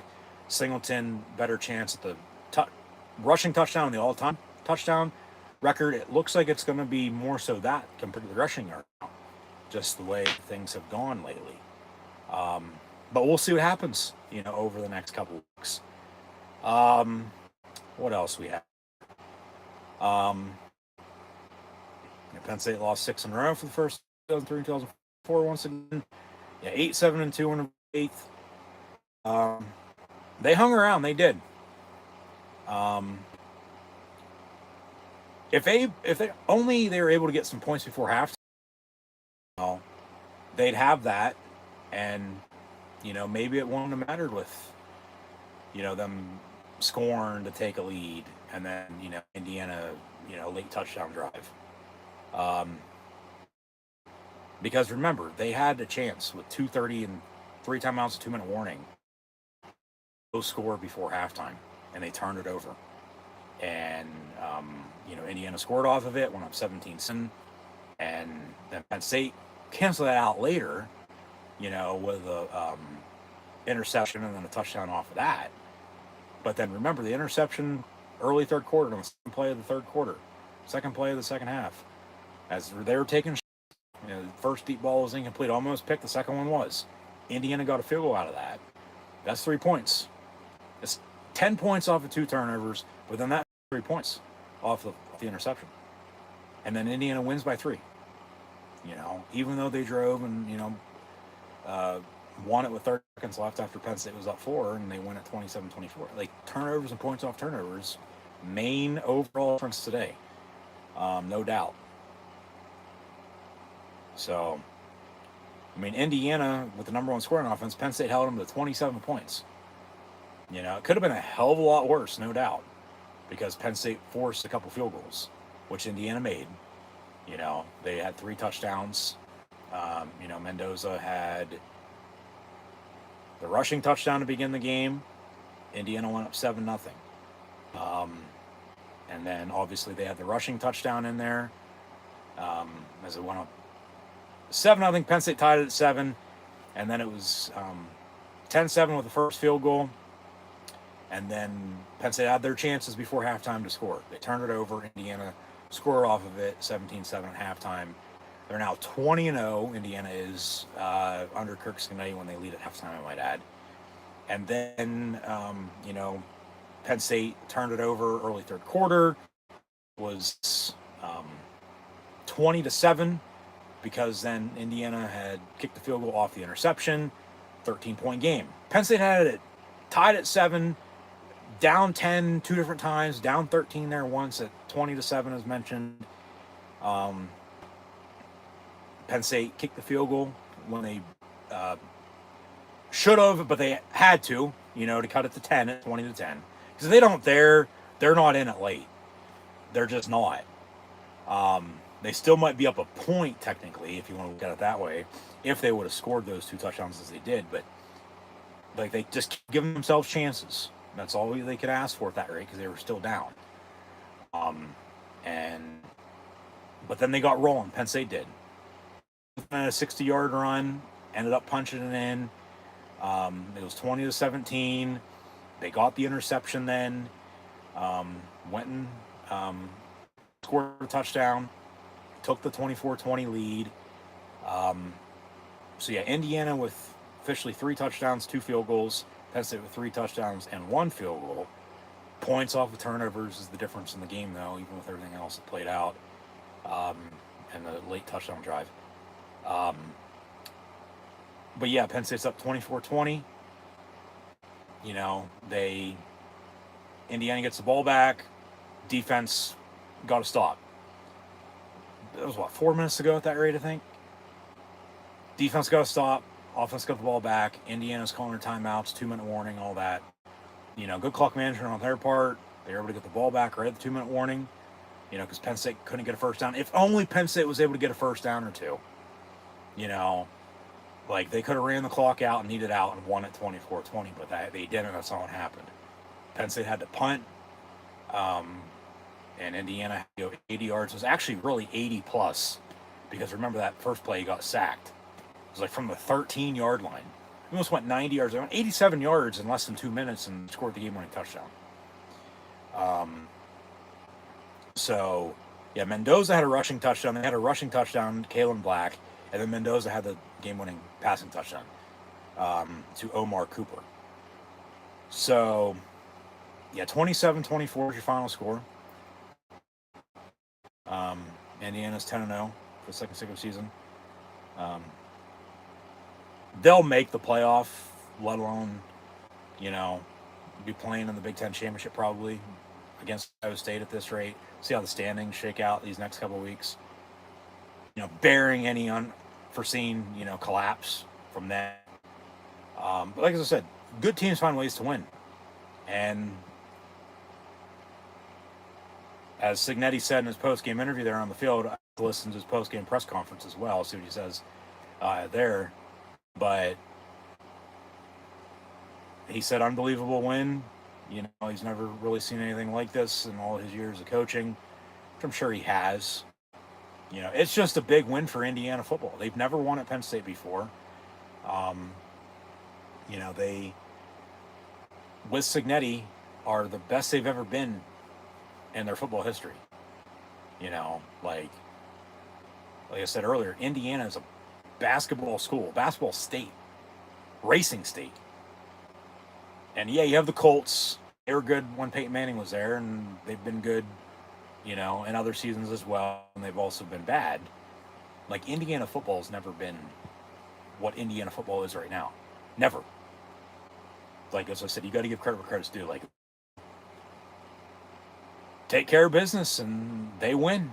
You know, that's the thing with Kirk Cincinnati. Like, Google him, he wins. You know, from the 412 to being the head coach at Indiana University of Pennsylvania. Okay, IUP, right down the road here from Happy Valley. You know, Elon James Madison, and then Indiana took a chance on him. You know, when nobody else would. And now everybody's calling him, you know, like, hey, come be our head coach. He's already signed an extension, though. It doesn't seem like he's going anywhere. You know, but then also money talks, because extensions don't mean shit until they go into effect. Because there's always more money that could be paid by somebody else, you know, to get you out of that, too. But, I mean, Indiana, I mean, they very well could have blew Penn State away. But Penn State hung around, you know, and from 7-0 to 7-7 to 10-7 to, if they would have scored points before halftime, you know, and then if everything goes the way it did in the second half, I mean, Indiana's not scoring a game-winning touchdown drive because it's ball game at that rate. Especially if it's a touchdown, let alone if Penn State was able to run the fucking clock out there late, but they didn't, they couldn't, you know, all over the place today, wave emotions. I mean, from just, man, tough loss, you know, very tough loss. Another gut punch for Penn State football. But yeah, they turned the ball over. Indiana scored off at 17-7. And then it's 20-7 because they kicked the field goal off the interception early third quarter. That's as most it was down by today, 13 at 20-7. They had it tied at 7, down 3, down 10 on 2 different occasions. But they stormed back. You know, had 2 touchdown drives to cut it to 3, 20-17, took the lead at 24-20. But then they just gave Indiana, you know, the ball back with 2 timeouts, or excuse me, 2 minutes to play. As they had all 3 timeouts, Indiana did. But remember, Penn State had the football, couldn't run the clock out, couldn't get a first down. If only Penn State was able to run the clock out, they would have won. You know, but they didn't. So Penn State gave Indiana the ball back with no timeouts because Indiana called them to save themselves some time. Got the ball back with 2 minutes to play, no timeouts, down 4, needing a touchdown to win it. That's why the last Penn State touchdown drive was crucial, along with the extra point. You know, because if they would have, prior to that, kicked the field goal to tie it at 20, Indiana could have, you know, just ran the clock and kicked the game-winning field goal, let alone scored a game-winning touchdown. But Penn State scores a touchdown, goes up 4, extra point's good, so it's a 4-point game. They need a touchdown. Field goal ain't going to cut it. So they need a touchdown, and then they get the ball back, go 87 yards. It's really 80, but then the sack on the first play, so it's 87 yards in less than 2 minutes with no timeouts, and they scored the game-winning touchdown. Pass from Fernando Mendoza to Omar Cooper Jr., and whether it was a catch or not, it was a touchdown on the field. They looked at it for a while. It was a touchdown after review, stands, and it was a touchdown. In real live time, it did not look like a touchdown. It did not. Okay? But it was clearly a catch and a touchdown in the back of the end zone, right in front of the goalpost, I might add. You know, he was running out of real estate there. Game of inches. And game-winning touchdown with about 30 seconds left, 36 seconds, I believe it was. And then Penn State with a chance to get in a field goal range. Came so close, but couldn't, so they had to throw a Hail Mary. And then it's attempted. It's incomplete at the 5-yard line. It's no good. Ball, game over. Indiana beats Penn State 27-24. So, yeah, just as Indiana gets 10-0 once again, Penn State now 3-6. Losing 6 consecutive games in a single season for the first time.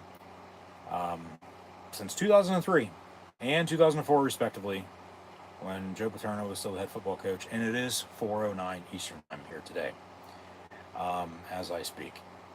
But, yeah, update some stats. Like I said, if you had Penn State plus the 14.5, congrats. The under hit. Indiana wins at Penn State for the first time ever. Penn State still leads the all-time series, though, 25-3. Penn State on November the 8th, now 8-7-2 all-time on this very date. Both Allen and Singleton are closer to the rushing yards record and the rushing touchdown record and the all-time total touchdown record, as we'll see what happens over the next 3 games, as Penn State now at 3-6 will have to win out at Michigan State, along with Nebraska, and then at Rutgers to end the regular season 2 days after Thanksgiving. Penn State will have to win out over those next 3 weeks against those 3 teams if they want to go to a bowl game. But then the thing is, if they don't, then they're not. Then they still could have a chance, depending on if there's not enough bowl eligible teams, that potentially a 5-7 team could go. But then there's also the flip side of that. There potentially could be way too many 6-6 teams that are also all bowl eligible, that Penn State could still be bowl eligible and still not go to a bowl game that way. So we'll see what happens. That's why they play a game, each side on paper, each side on the field. But yeah, Penn State's for the first time in 21 and 22 years, back to 03 and 04 once again. Going to try and hope not to lose 7 games in a row in a single season for the first time since 1931 next week, as they'll be at Michigan State this time next Saturday afternoon, 3:30 time. CBS or Big Ten Network, they haven't decided yet, but a rivalry game for Penn State. Battle of the Land-Grant Trophy with the Nitwits and the Spartans. So, yeah, I'll leave it at that. Update some final stats here. Fernando Mendoza was 19-30 for 218 yards passing. Had a touchdown and an interception. Roman Hemby, 12 carries, 55 yards rushing. Kalen Black, 12-32 in a score.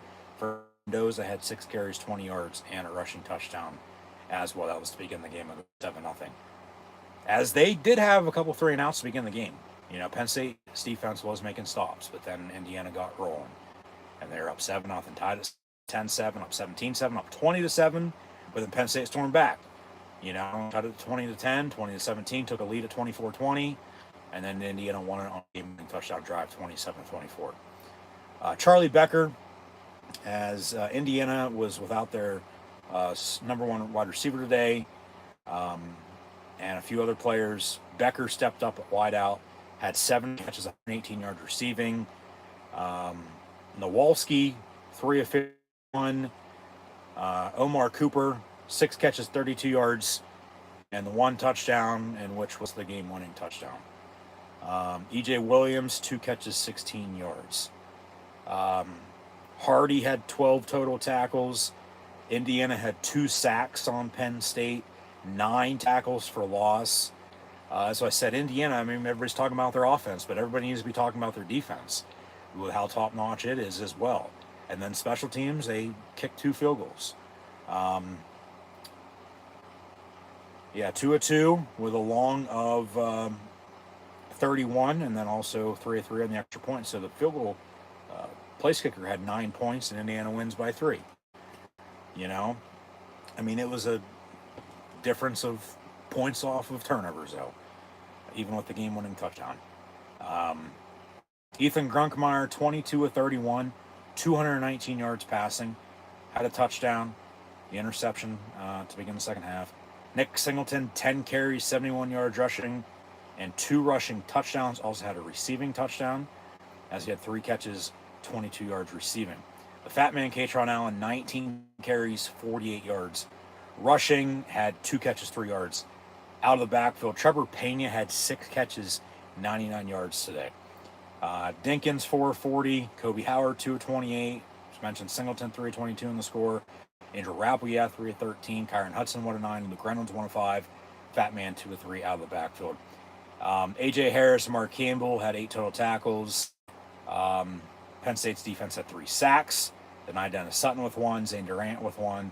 And true freshman Darius Dixon with 1 as well. And 8 tackles for loss. 2 by Dom DeLuca. 1.5 by Amari Campbell and Zuri Fisher. And then 1 apiece by DDS, Zane Durant, and Darius Dixon, double D, with those sacks. King Mack had the interception. They scored off of it. And then Ryan Barker with 6 points. Made a 36-yard field goal to cut it to 20-10, and then he was also 3 of 3 on his extra points. Overall total team stats before we sign off. Once again, thanks for tuning in and watching.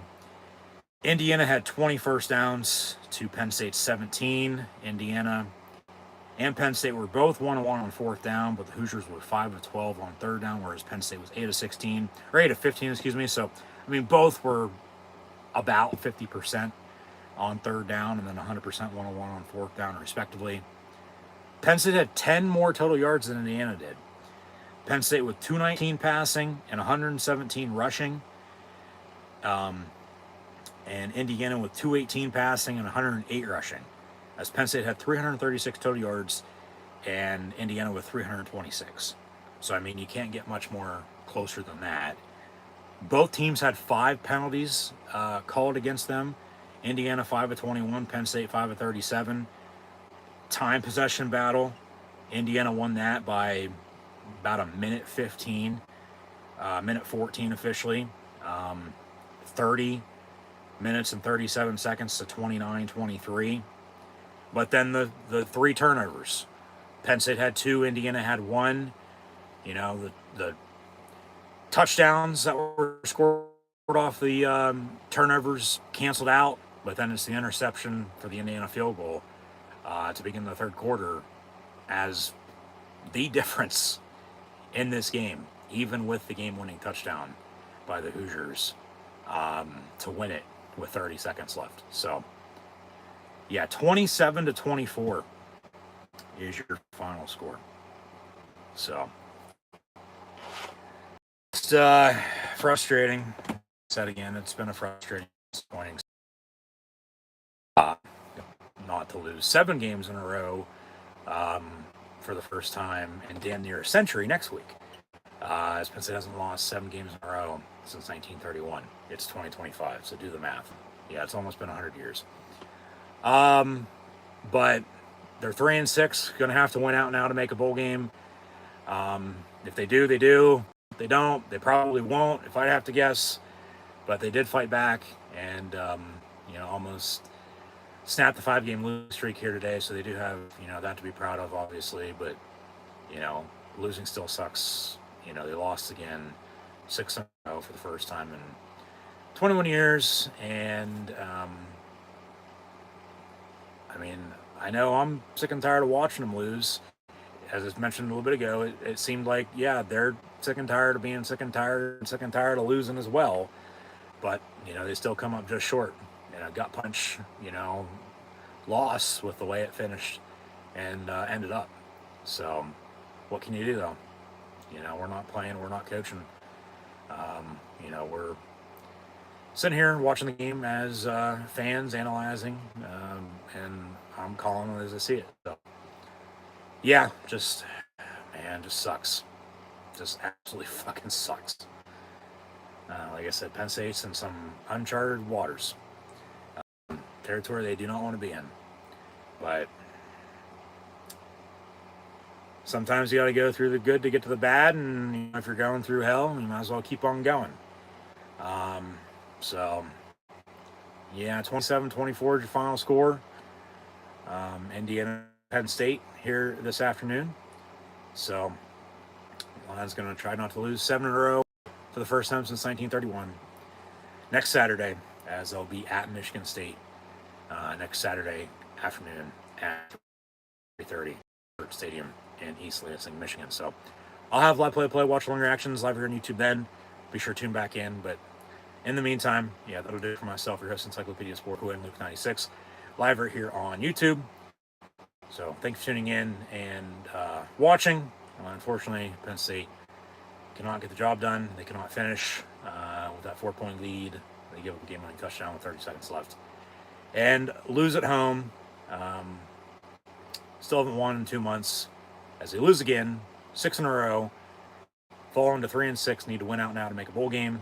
And as mentioned, we'll be at Michigan State next Saturday. So, yeah, that'll do it. Hope to see everybody next week for more Culture Bowl, Penn State live play. Watch along actions live right here on YouTube. But until then, once again, thank you for tuning in and watching. Be sure to like, follow, and subscribe on social media. Links in the description below. But as always, there's always, one thing at the end of the day, win, loss, tie for the blue and white Penn State Lions. And that is, we are Penn State.